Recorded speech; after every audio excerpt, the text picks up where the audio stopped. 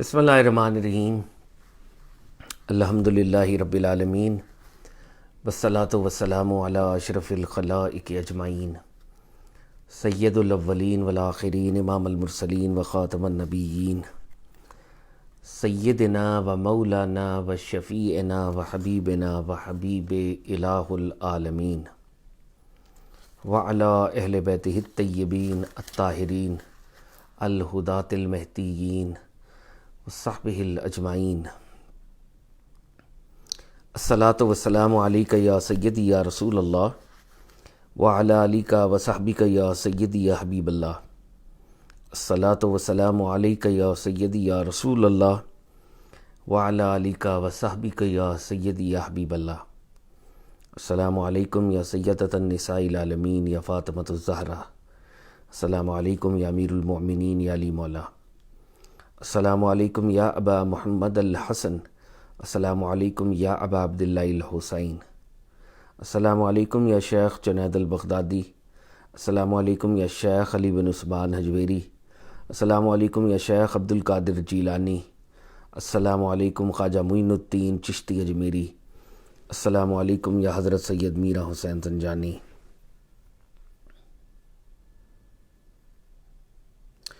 خواتین و حضرات، بر صغیر میں اولیاء اللہ کے امام شیخ علی بن عثمان حجویری، جن کا ٹائٹل داتا گنج بخش رحمۃ اللہ علیہ بھی ہے، ان کا یہ قول ہمارے پیش نظر رہتا ہے.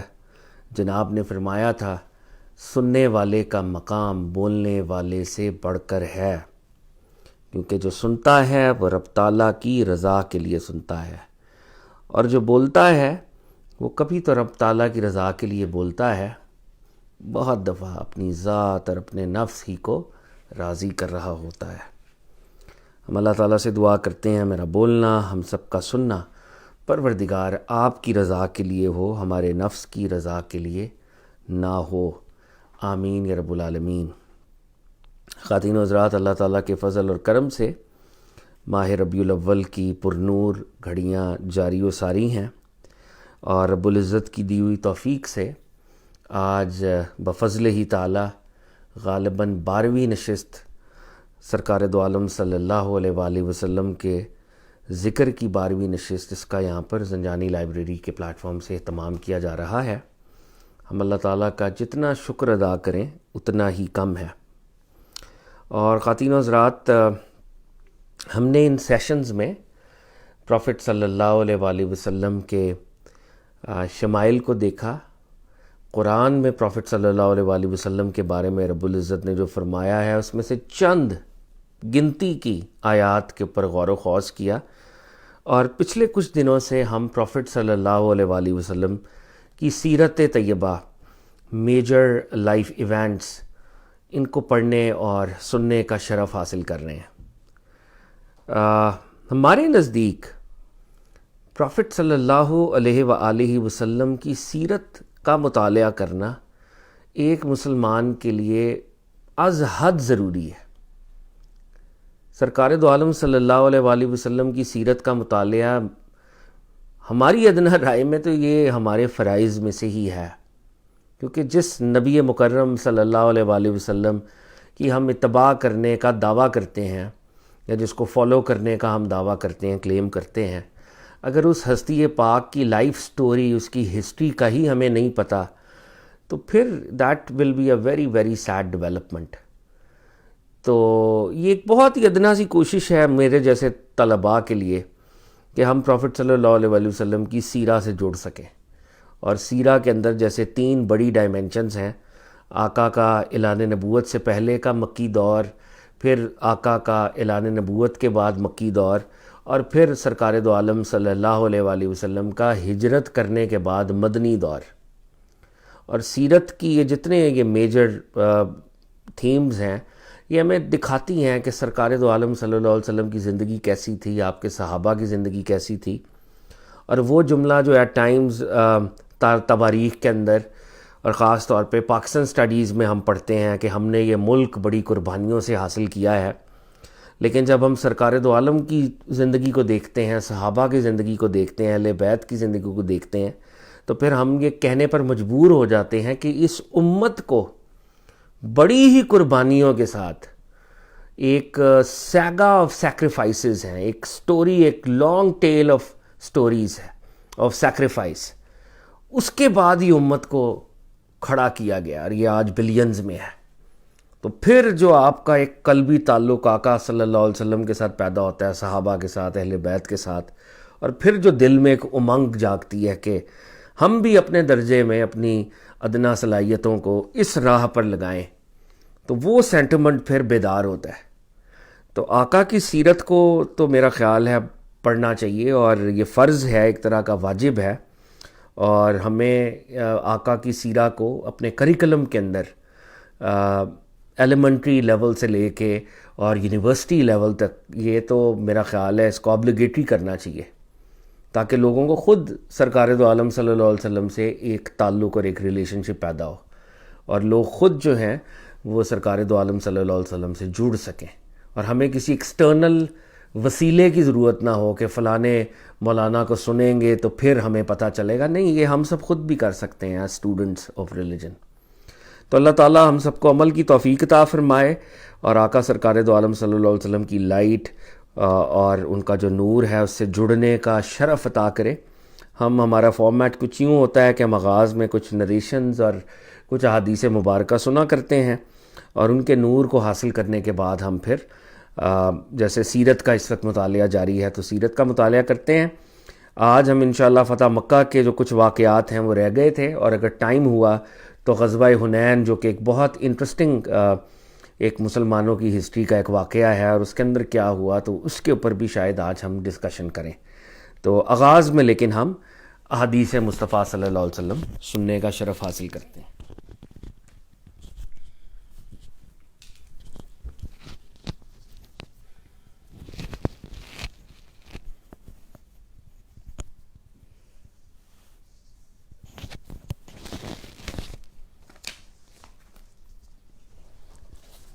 اعوذ باللہ من الشیطان الرجیم، بسم اللہ الرحمن الرحیم. اشہد ان لا الہ الا اللہ وحدہ لا شریک لہ واشہد ان محمدا عبدہ ورسولہ. الصلاۃ والسلام علیک یا سیدی یا رسول اللہ. السلام علیکم یا انبیاء اللہ. السلام علیکم پروفٹ محمد صلی اللہ علیہ وآلہ وسلم کی تمام اہل بیت کو، اور اہل بیت کے تمام امامز کو، اور پروفٹ محمد صلی اللہ علیہ وآلہ وسلم کی تمام فیملی، ان کے تمام کمپینینز، اور ان کی امت کے تمام اولیاء کرام کو، اور خاص طور پر لاہور شہر کے بہت ہی پیارے بزرگ حضرت علی بن عثمان حجویری، جن کو داتا صاحب کے نام سے پہچانا جاتا ہے، ان کو سلام، اور بغداد کے حضرت عبد القادر جیلانی کو بھی سلام. تو ہم یہ کچھ حدیثیں آج پڑھیں گے جس میں پروفٹ محمد صلی اللہ علیہ وآلہ وسلم ہمیں اللہ تعالیٰ کی رحمت کے بارے میں چیزیں بتا رہے ہیں کہ اللہ تعالیٰ کتنے زیادہ رحیم اور کریم ہے. He is ever merciful, he is ever forgiving. پہلی حدیث پڑھتے ہیں. حضرت ابو ہریرہ بیان کرتے ہیں کہ حضور نبی اکرم صلی اللہ علیہ وآلہ وسلم نے فرمایا، جب اللہ تعالیٰ نے مخلوق کو پیدا کرنے کا فیصلہ فرمایا تو عرش پر اپنے پاس موجود کتاب میں لکھ دیا، بے شک میری رحمت میرے غضب پر سبقت لے گئی. بے شک میری رحمت میرے غضب پر سبقت لے گئی. اس کو امام بخاری اور نسائی نے روایت کیا ہے. تو پروفٹ محمد صلی اللہ علیہ وآلہ وسلم ہمیں بتا رہے ہیں کہ جب اللہ تعالیٰ تمام کریشن، تمام مخلوق کو کریٹ کر رہے تھے تو عرش کے اوپر ان کی جو ایک کتاب ہے اس کے اوپر انہوں نے ایک یہ رول لکھ دیا، ایک یہ حکم اپنا لکھ دیا کہ میری رحمت میرے غضب پر سبقت لے گئی، کہ میری جو مرسی ہے، میری جو رحمت ہے وہ میرے غصے، میرے غضب سے زیادہ ہے، اس پہ سبقت لے گئی. اس پہ غالب آ گئی تو مائی مرسی پریویلز اوور مائی wrath، یعنی کہ بے انتہا رحمت کے بارے میں اس میں اللہ تعالیٰ بتا رہے ہیں کہ میں بے انتہا رحیم ہوں، میرے غصے اور غضب سے زیادہ بھی میں رحیم ہوں. the amount and quantity and intensity of my رحمت وہ کئی گنا زیادہ ہے میرے غضب سے. وہ اس پہ ایمفیسائز کریں کہ میں کتنا زیادہ رحیم ہوں.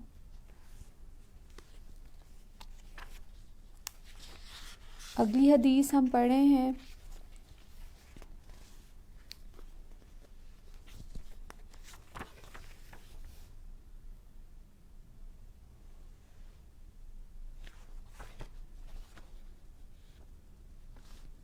اس حدیث میں حضرت ابو ہریرہ روایت کر رہے ہیں کہ پروفٹ صلی اللہ علیہ وآلہ وسلم نے فرمایا، ایک شخص جس نے کبھی کوئی نیکی نہیں کی تھی اس نے اپنے اہل و عیال سے کہا کہ جب وہ مر جائے تو اسے جلا دیا جائے، پھر اس کی آدھی راکھ کو خشکی میں اور آدھی راکھ کو سمندر میں بہا دی جائے، کیونکہ خدا کی قسم اگر اللہ تعالیٰ نے اس پر قابو پا لیا تو ضرور اسے اتنا عذاب دے گا جتنا عذاب ساری دنیا میں کسی کو نہ دیا ہوگا. سو اس کے اہل خانہ نے ایسا ہی کیا. بس اللہ نے سمندر کو حکم دیا تو اس نے اس کے سارے ذرے اکٹھے کر دیے، اور خشکی کو بھی حکم دیا تو جو ذرے اس کے اندر تھے اس نے جمع کر دیے. پھر اللہ تعالیٰ نے اس سے دریافت فرمایا کہ تم نے ایسا کیوں کیا؟ تو اس نے عرض کیا، اے اللہ، تو اچھی طرح جانتا ہے کہ میں نے یہ سب تجھ سے ڈرتے ہوئے کیا. بس اللہ تعالیٰ نے اسے بخش دیا. اور یہ حدیث متفق علیہ ہے، اٹ از اگریڈ اپون. تو اس حدیث میں پروفٹ صلی اللہ علیہ وآلہ وسلم ایک قصہ سنا رہے ہیں کہ ایک شخص تھا جس نے اپنی زندگی میں کبھی بھی کوئی نیکی نہیں کی تھی، کوئی اچھا کام نہیں کیا تھا، اور جب اس کے مرنے کا وقت آیا تو اس نے اپنی فیملی کو آن ہز ڈیتھ بیڈ یہ کہا کہ جب میں مر جاؤں تو تم نے میرے جسم کو جلا دینا ہے، اس کے ایشز بن جائیں گے، اس کی راکھ بن جائے گی، اور پھر ایشز کے ساتھ بھی تم نے یہ کرنا ہے کہ آدھی میری راکھ جو ہے وہ تم نے ہوا میں پھیلا دینی ہے، پھینک دینی ہے تاکہ وہ ہوا سے پھیل جائے، اور آدھی میری راکھ سمندر کے اندر بہا دینی ہے تاکہ وہ بھی اس میں گھل جائے. اور یہ اس نے کیوں کیا؟ تو اس نے کہا کہ میں نے کیونکہ زندگی میں کوئی اچھے کام نہیں کیے ہیں، تو اگر اللہ تعالیٰ کو میری راکھ یا میرا جسم مل گیا تو اس پہ اللہ نے بہت عذاب کرنا ہے، لہٰذا تم لوگ میرے گھر والے میرے جسم کے ساتھ یہ کرنا کہ مجھے جلا دینا، اور پھر میری ایشز کو تم اس زمین پر اور پانی میں سمندر میں بہا دینا تاکہ اس کو کوئی ڈھونڈ ہی نہ سکے. تو اس کے فیملی ممبرز نے ایسا ہی کیا اس کے مرنے کے بعد. اور پھر جب یہ ہو گیا تو پھر اللہ تعالیٰ نے سمندر کو حکم دیا کہ جتنے بھی اس کے ذرے ہیں، جتنی بھی اس کی ایشز پانی میں بہائی گئی، اس کو جمع کرو، اکٹھا کر لو. اور پھر خشکی کو، ہوا کو اس نے اللہ تعالیٰ نے یہ حکم دیا کہ جو بھی اس کے ذرے آسمان میں یا ہوا میں یا زمین پہ بکھیر دیے گئے ہیں اس کو بھی جمع کرو. اور وہ اس کے ذرے جمع کر دیے گئے اس انسان کے. پھر اللہ تعالیٰ نے اس شخص سے یہ دریافت کیا، یہ پوچھا کہ تم نے یہ اپنے ساتھ یہ سب کچھ کیوں کیا ہے کہ تم نے اپنے فیملی کو کہا کہ مجھے پہلے تو جلا دینا اور راکھ کو میری بکھیر دینا. تو اس شخص نے، جس نے زندگی میں کوئی اچھا کام نہیں کیا تھا، اس نے اللہ تعالیٰ سے یہ کہا کہ یا اللہ تعالیٰ، آپ اچھی طرح جانتے ہیں کہ میں آپ سے ڈرتا ہوں کہ مجھے عذاب ہوگا، تو اس لیے میں نے یہ کیا کیونکہ میں نے اپنی زندگی میں کوئی اچھا کام نہیں کیا تھا. تو اللہ تعالیٰ نے پھر اس کو اس بات پہ بخش دیا. اس سے ہمیں کیا لیسن ڈرا ہوتا ہے اگر ہم ریفلیکٹ کریں اس بات پہ کہ ایز لانگ ایز آپ کے اندر اللہ تعالیٰ کا خوف ہے, اللہ تعالیٰ کا فیئر ہے, کیونکہ جب آپ اللہ تعالیٰ سے فیئر کرتے ہیں, خوف اللہ تعالیٰ سے کرتے ہیں, اس کی پنشمنٹ سے خوف کہ اللہ تعالیٰ کے سامنے آپ کیا شکل دکھائیں گے یا کیا آپ کو کیا پنشمنٹ ملے گی, اللہ کو آپ ناراض کریں گے, تو یہ بھی ایک لیول آف گاڈ کانشیسنس ہے. اور اللہ تعالیٰ کو یہ بات پسند ہے کہ آپ ہر چیز میں اس کو مد نظر رکھیں, اللہ تعالیٰ کو کیا چیزیں پسند ہیں اور کیا نہیں پسند ہے اس کا خیال رکھیں. تو اس انسان نے اپنے ڈیتھ بیڈ کے اوپر, جب اس دنیا سے رخصت کا وقت تھا, اس کا ایک امپورٹنٹ لمحہ تھا, تو دا فیکٹ کہ وہ اللہ سے خوف کر رہا تھا, یہ گاڈ کانشیسنس تھی اس کی. تو اللہ تعالیٰ نے اس بات پہ اس کو بخش دیا, کیونکہ یہ انٹینسٹی بھی شو کر رہا ہے کہ وہ نہیں چاہتا تھا کہ اللہ کو وہ ناراض کرے کہ وہ دنیا میں کیا کام کر کے آیا ہے. لہٰذا اس نے اپنے ساتھ ایک ایکسٹریم لیول کی پنشمنٹ آلریڈی اس نے کر لی, اور اپنے گھر والوں کو کہا کہ بھائی میرے جسم کو بھی جلا دینا, مجھے بہا دینا. تو اس سے پتہ چلتا ہے کہ وہ کتنا انٹینسٹی کے ساتھ خوف کر رہا تھا اللہ تعالیٰ سے اور اللہ کی پنشمنٹ سے. تو اللہ تعالیٰ نے اپنی رحمت کے ذریعے, اس کے اس کانشیسنس کے ذریعے کہ وہ مجھ سے خوف کرتا ہے, اس کو بخش دیا, اس کو معاف فرما دیا. تو اللہ تعالیٰ کی رحمت کا اس حدیث میں پروفٹ صلی اللہ علیہ وآلہ وسلم بتا رہے ہیں کہ اللہ تعالیٰ کتنے رحیم ہے. He is ever forgiving. اگلی حدیث میں حضرت جندب بیان کرتے ہیں, ایک اعرابی مسجد نبوی کے پاس آیا, اس نے اپنا اونٹ بٹھا کر باندھ دیا, پھر رسول اللہ صلی اللہ علیہ وآلہ وسلم کے پیچھے نماز ادا کی.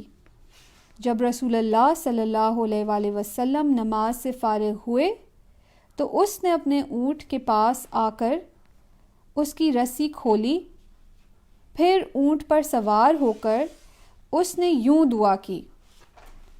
تو مسجد نبوی میں نماز پڑھی پروفٹ صلی اللہ علیہ وآلہ وسلم کے پیچھے اس انسان نے, اور پھر جب فارغ ہو گیا تو اپنے اونٹ پہ واپس جا کے بیٹھا, اور پھر اس نے بآواز بلند اس نے دعا کی کہ یا اللہ تو مجھ پر اور محمد صلی اللہ علیہ وآلہ وسلم پر رحم فرما, اور ہماری رحمت میں کسی اور کو شریک نہ کر. تو اس نے ایک اللہ سے دعا کی کہ مجھ پہ یا اللہ تعالیٰ آپ رحم کریں, پروفٹ صلی اللہ علیہ وآلہ وسلم پہ رحم کریں, اور ہماری اس رحمت میں جو آپ ہمیں دیتے ہیں اور دیں گے اس میں کسی اور کو حصہ نہ دیجیے گا, کسی اور کو شریک نہ کر. تو حضور صلی اللہ علیہ وآلہ وسلم نے یہ سن کر صحابہ سے فرمایا, تمہارا کیا خیال ہے کہ یہ صحیح راہ بھول گیا ہے یا اس کا اونٹ؟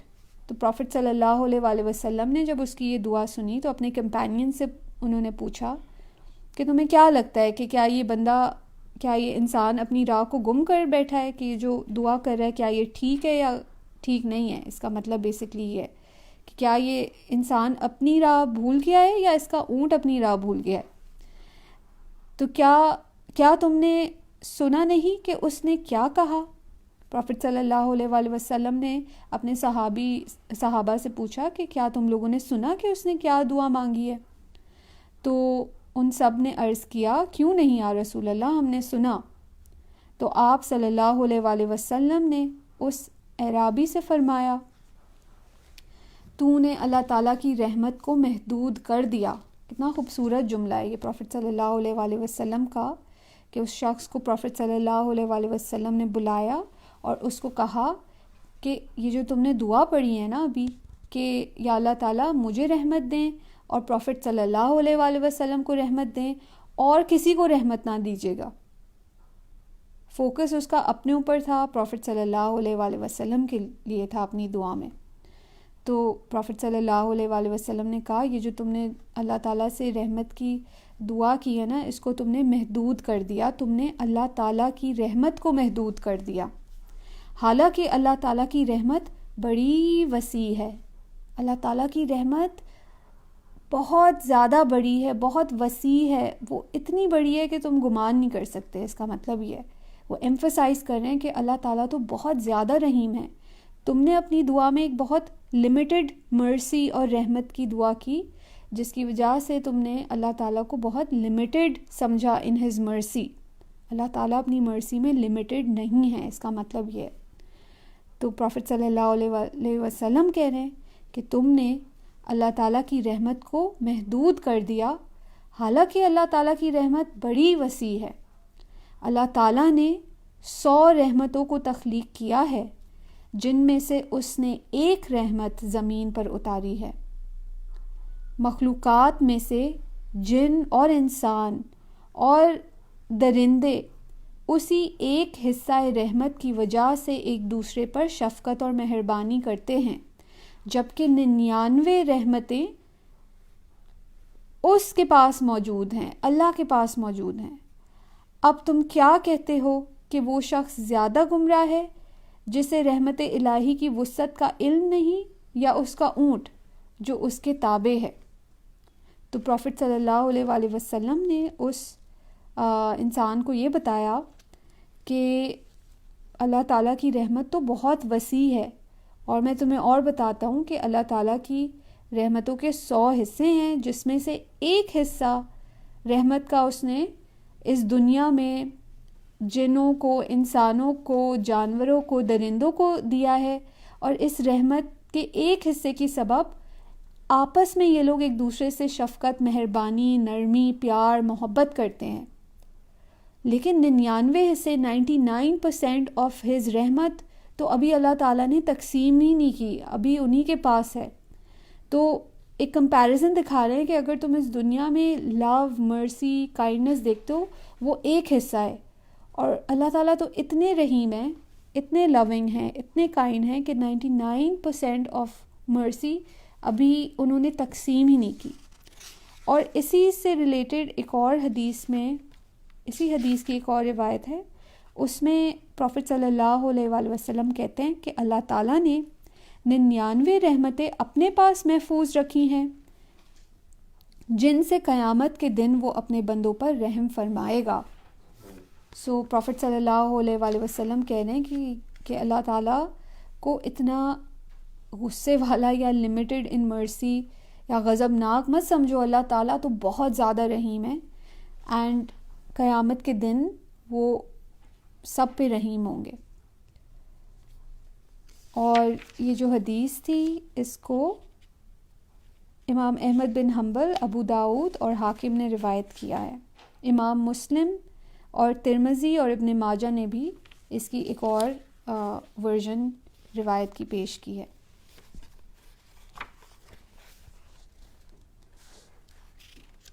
یہ بہت خوبصورت ایک اور حدیث ہے, اور یہ تہجد کے بارے میں ہے. رات کی جو نماز ہوتی ہے فجر سے پہلے, and especially last 1/3 of the night, 12 midnight سے لے کے فجر تک کے درمیان کا جو حصہ ہوتا ہے, خاص طور پہ اس ٹائم کے بارے میں یہ حدیث ہے کہ اس ٹائم پہ اللہ تعالیٰ کتنی رحمت کرتے ہیں. تو ابو ہریرہ سے مروی ہے کہ پروفٹ صلی اللہ علیہ وآلہ وسلم نے فرمایا, اللہ تبارک و تعالی ہر رات جب رات کا آخری تہائی حصہ باقی رہ جاتا ہے, آسمان دنیا کی طرف اپنی شان کے مطابق نزول فرماتا ہے اور فرماتا ہے, کون ہے مجھ سے دعا کرنے والا کہ میں اس کی دعا کو قبول فرماؤں؟ کون ہے مجھ سے سوال کرنے والا کہ میں اسے عطا کروں؟ کون ہے مجھ سے استغفار کرنے والا کہ میں اس کی مغفرت کروں؟ اور یہ حدیث متفق علیہ ہے, اٹ از اگریڈ اپون.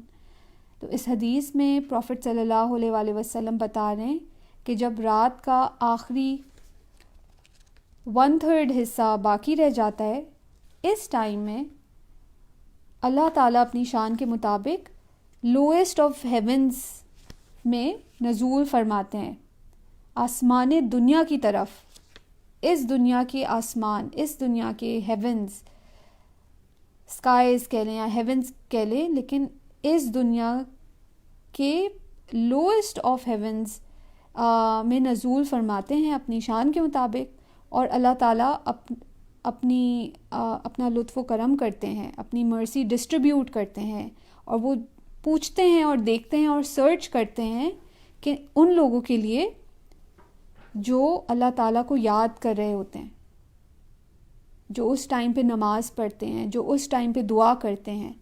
اور اللہ تعالیٰ کہہ رہے ہیں کہ میں ڈھونڈتا ہوں ایسے لوگوں کو جو اس سیکشن آف دا نائٹ میں، لاسٹ 1/3 آف دا نائٹ میں مجھ سے دعا کرتے ہیں، اور میں انہیں کہتا ہوں کہ کون ہے جو مجھ سے دعا کر رہا ہے کہ میں اس کی دعاؤں کو قبول کروں، اور کون ہے جو مجھ سے کوئی بھی سوال کر رہا ہے کہ میں اس کو عطا کروں، کہ وہ جو بھی سوال مجھ سے کر رہا ہے، جس چیز کے بارے میں بھی کویشچن کر رہا ہے، میں اس کو عطا کروں.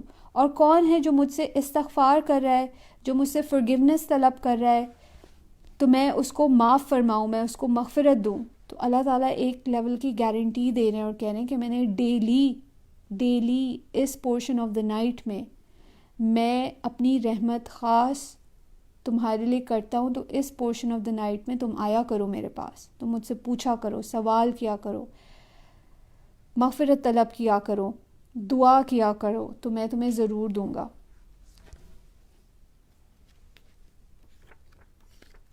اور اس کے بعد ایک اور حدیث ہے،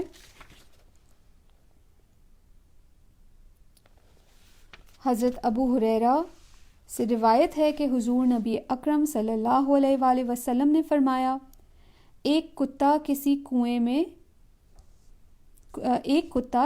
کنویں کے گرد گھوم رہا تھا، معلوم ہوتا تھا کہ ان قریب پیاس سے وہ مر جائے گا. اسی اثناء میں بنی اسرائیل کی ایک بدکار عورت کا ادھر سے گزر ہوا. اس نے اپنا موزہ اتارا اور اس سے پانی نکال کر اس کتے کو پلا دیا. اس کے اس عمل کی وجہ سے اس کی مغفرت فرما دی گئی.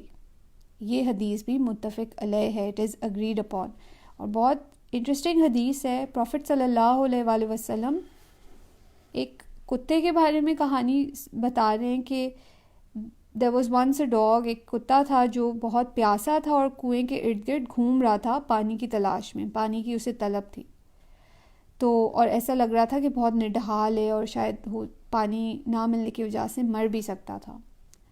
اور یہ کسی نے ایک عورت تھیں جو کہ بنی اسرائیل کی ایک عورت تھیں اور بدکار عورت تھیں، شی واز اے پروسٹیٹیوٹ. تو اس کا وہاں سے گزر ہوا، اس نے اس کتے کو دیکھا کہ یہ کتا پیاسا ہے اور مر نہ جائے، تو اس عورت کو اس کتے پہ رحم آ گیا. اس نے اپنا موزہ اتارا، اس کنویں کے اندر ڈالا، موزے کے اندر پانی جمع کیا، باہر نکالا اور اس کتے کو وہ پانی پلا دیا. اور پروفٹ صلی اللہ علیہ وآلہ وسلم کہہ رہے ہیں کہ اس رحمت والے عمل کی وجہ سے اس عورت نے اس کتے پہ رحم کیا، تو اللہ تعالیٰ نے اس عورت پہ رحم کیا اور اس کی مغفرت فرما دی. اور آپ یہ آبزرو کریں کہ یہ کوئی بہت پائس انسان نہیں تھی، یہ ایک بدکار عورت تھی، شی واز اے پروسٹیٹیوٹ. اور آپ یہ بھی آبزرو کریں کہ پروفٹ صلی اللہ علیہ وآلہ وسلم کہہ رہے ہیں کہ یہ بنی اسرائیل کی ایک بدکار عورت تھی. تو یہ بھی نہیں انہوں نے کہا کہ میری امت کی کوئی تھی یا کوئی جو مجھ پہ بلیو کرتی تھی. انہوں نے بیسکلی ایک ہمیں رول سکھا رہے ہیں پروفٹ صلی اللہ علیہ وآلہ وسلم کہ اللہ تعالیٰ کسی بھی رحمت والے عمل کو بیکار نہیں جانے دیں گے، چاہے وہ کوئی بھی ہو، چاہے آپ نے کتنا ہی بڑا گناہ کیا ہو، چاہے آپ کوئی بھی انسان ہو، کسی بھی ایریا سے ہوں. اور یہاں پہ بنی اسرائیل کہہ رہے ہیں تو اپنی امت کا نہیں آج سچ ذکر کیا کہ یہ میرے کمیونٹی میں سے یہ عورت ہے، انہوں نے ایک اور کمیونٹی کی اگزامپل دی ہے اپنی کمیونٹی کے لوگوں کو. تو انہوں نے کہا ہے کہ اللہ تعالیٰ اپنی رحمت کو ریوارڈ کرتے ہیں، کہ جو لوگ اللہ کی جیسی رحمت شو کرتے ہیں لوگوں کو، جانوروں کو، کسی بھی کریشن میں چیز کو، اللہ تعالیٰ اس کو ضائع نہیں جانے دیتے. اللہ تعالیٰ اس کے سبب معاف فرماتے ہیں، گائیڈنس کرتے ہیں، اپنی رحمت دیتے ہیں. تو یہ بہت امپورٹنٹ ہے کہ ہم لوگوں پہ، جانوروں پہ، اپنی انوائرمنٹ میں ہر کسی پہ رحمت کریں، کیونکہ ان ریٹرن ہمیں بھی اللہ کی رحمت ملے گی. اللہ تعالیٰ ہمیں اس کی توفیق عطا کریں. آمین.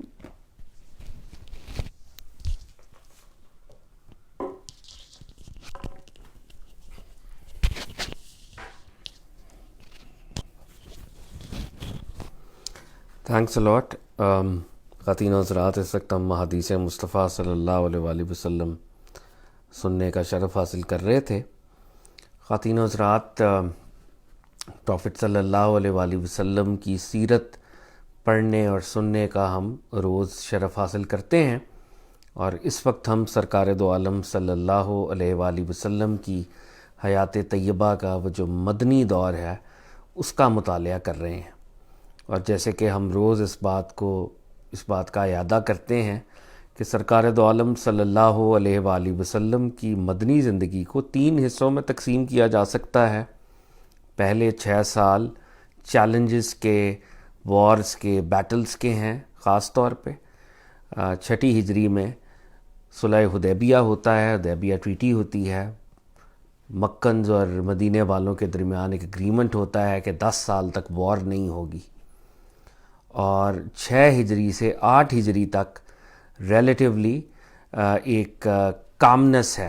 ایک پروفٹ صلی اللہ علیہ وسلم دعوت و تبلیغ کا کام سر انجام دے رہے ہیں، فارن مشنز پر صحابہ کو بھیج رہے ہیں، اور صحابہ کرام لیٹرز لے کے کنگز کے پاس جا رہے ہیں. اور جو ایک آدھ تھریٹ عریبین پیننسولا میں جیسے جوئش تھریٹ تھا، جن کو ان کی ٹریٹی کو وائلیٹ کرنے پر ایگزائل میں بھیجا گیا تھا، اور دے ور اسٹل ہیچنگ کنسپریسیز، تو پروفٹ صلی اللہ علیہ وسلم نے ان کے خلاف بھی فائنل بیٹل خیبر کے اندر لڑی، اور رومن امپائر کے خلاف جیسے کل ہم نے دیکھا ایک ایکسپیڈیشن بھی بھیجی. 8 ہجری میں جو واقعہ ہے جو کہ 3rd دور کا آغاز بنے گا، پروفٹ صلی اللہ علیہ وسلم کی مدنی زندگی کے 3rd پیریڈ کا آغاز ہوگا، اور وہ واقعہ ہے فتح مکہ کا. اور جیسے کل ہم نے یہ بات ایک برڈز آئی ویو کے لیول پر کی تھی کہ پروفٹ صلی اللہ علیہ وآلہ وسلم کے جو الائز تھے بنو خزاعہ پر مکہ کے الائز بنو بکر نے حملہ کیا اور ان کے لوگوں کو بلا وجہ قتل کر دیا، جس کی وجہ سے حدیبیہ ٹریٹی نل اینڈ وائڈ ہو گیا، جس کی وجہ سے حدیبیہ ٹریٹی انفورسمنٹ میں نہیں رہا. اب تو سرکار دو عالم صلی اللہ علیہ وآلہ وسلم کے پاس جب بنو خزاعہ آئے ہیں، انہوں نے شکایت کی ہے اور انہوں نے کہا ہے کہ ہماری کوئی سنوائی نہیں ہوئی. تو پھر پروفٹ صلی اللہ علیہ وآلہ وسلم نے ایک فائنل ایکشن لینے کا عزم کیا، اور وہ ایکشن یہ ہے کہ اب ٹائم آ گیا ہے کہ مکہ پر قبضہ کیا جائے، مکہ کو اس کی اصلی حالت میں ریسٹور کیا جائے. تو یہ ایک اپرچونٹی بنی ہے. اور ایک سوال جو ذہنوں میں آتا ہوگا کہ پروفٹ صلی اللہ علیہ وسلم نے بدر لڑی، پروفٹ صلی اللہ علیہ وسلم کے پاس تب نمبرز بھی نہیں تھے، مسلمانوں کے پاس اسلحہ اس دور کا وہ بھی کم تھا، احد میں بھی قسم پرسی کا عالم تھا، خندق میں بھی ایسا ہی عالم تھا جیسے ہم نے دیکھا اور سنا. اب یہ فتح مکہ کے موقع پر ایک دم مسلمانوں نے ایسی بڑی طاقت کیسے ریز کر لی، 10,000 کمپینینز کہاں سے آ گئے، اور پھر ان کے پاس ویپنز بھی ہیں، یہ ویل ایکوپڈ بھی ہیں. تو صلح حدیبیہ کے بعد جو خیبر کی وار ہوئی تھی، اس نے مسلمانوں کو ہر طرح سے ایک کمفرٹ زون میں مسلمانوں کو پہنچا دیا تھا، اور وہاں سے حاصل ہونے والی اسپائلز آف وار، اور پھر جوز کے ساتھ اگریمنٹ جن میں جوز نے اگری کیا تھا کہ وہ certain percentage of their produce وہ ہر سال مسلمانوں کو دیا کریں گے. تو اب مسلمانوں کو ایک اینول انکم ملنا شروع ہو گئی تھی، اور وہاں سے اسپوائلز آف وار بھی ملے تھے. تو خیبر کی وکٹری اصل میں فائنینشلی مسلمانوں کو اس نے سٹیبل کیا تھا، اور وہ جو اسپوائلز آف وار، اور اس نے ہیلپ کیا، اور وہ جو انکم ایئرلی ہونے لگی اس نے ہیلپ کیا کہ اب مسلمان جو ہیں وہ ملیٹریلی اپنے آپ کو بہتر طور پہ اکوپ کر سکتے تھے. اور سرکار دو عالم صلی اللہ علیہ وآلہ وسلم نے کیونکہ تبلیغ بھی کی، ریلیٹیو کام بھی تھا، تو دیگر جو کلانز تھے ارد گرد وہ کلانز بھی آہستہ آہستہ مسلمان ہو رہے تھے. تو یہ جو 6 ہجری سے 8 ہجری تک کا زمانہ ہے، یہ زمانہ بہت اہم ہے، اور اس زمانے نے پرافٹ صلی اللہ علیہ وسلم اور صحابہ کو دنیاوی طور پر یہ اپرچونٹی دی کہ وہ فائنلی مکہ کی طرف سفر کریں. یہاں پر عشاء کی اذان ہو رہی ہے، ہم 1 منٹ کا پاز لیں گے، اذان کے بعد ہم اپنی گفتگو کو جاری رکھتے ہیں.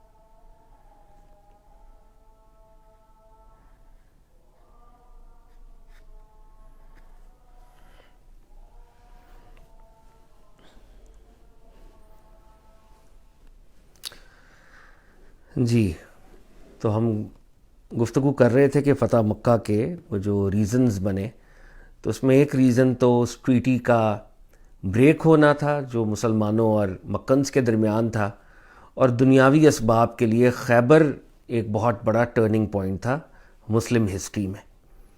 اب سرکار دو عالم صلی اللہ علیہ وآلہ وسلم نے جب مکہ جانے کا عزم کیا، ارادہ فرمایا، جیسا کہ ہم نے کل دیکھا، تو مشرکین کا جو سردار ابو سفیان تھا وہ مدینے پہنچتا ہے، اور وہ مدینے جا کر کوشش کرتا ہے کہ مسلمانوں کے ساتھ سیٹلمنٹ ہو جائے اور مسلمان کسی طریقے سے مکہ کی طرف نہ آئیں. وہ اپنی بیٹی حضرت حبیبہ سلام اللہ تعالیٰ علیہا، جو کہ سرکار دو عالم صلی اللہ علیہ وآلہ وسلم کی زوجہ بھی تھیں، اور جنہوں نے مکہ کے اندر اوائل دور میں اسلام قبول کیا تھا، اپنے پہلے ہسبینڈ کے ساتھ انہوں نے حبشہ ہجرت کی تھی. ان کے پہلے ہسبینڈ ادھر جا کے کرسچن ہو گئے، تو یہ واپس آئیں اور پروفٹ صلی اللہ علیہ وسلم کے نکاح میں آئیں. تو یہ بہت پہلے کی مسلمان تھیں حضرت حبیبہ. ان کا باپ ابو سفیان جب ان سے ملنے آتا ہے، وہ اپنا بستر لپیٹ دیتی ہیں اور ان سے کوئی گفتگو نہیں کرتی ہیں، اور انہیں کہتی ہیں کہ آپ ناپاک اور مشرک ہیں، تو you are not allowed in my quarters, in my chamber. تو وہ اس طرح سے چلے جاتے ہیں. حضرت ابو بکر کے پاس جاتا ہے، حضرت عمر کے پاس جاتا ہے، وہ دونوں سخت جواب دیتے ہیں.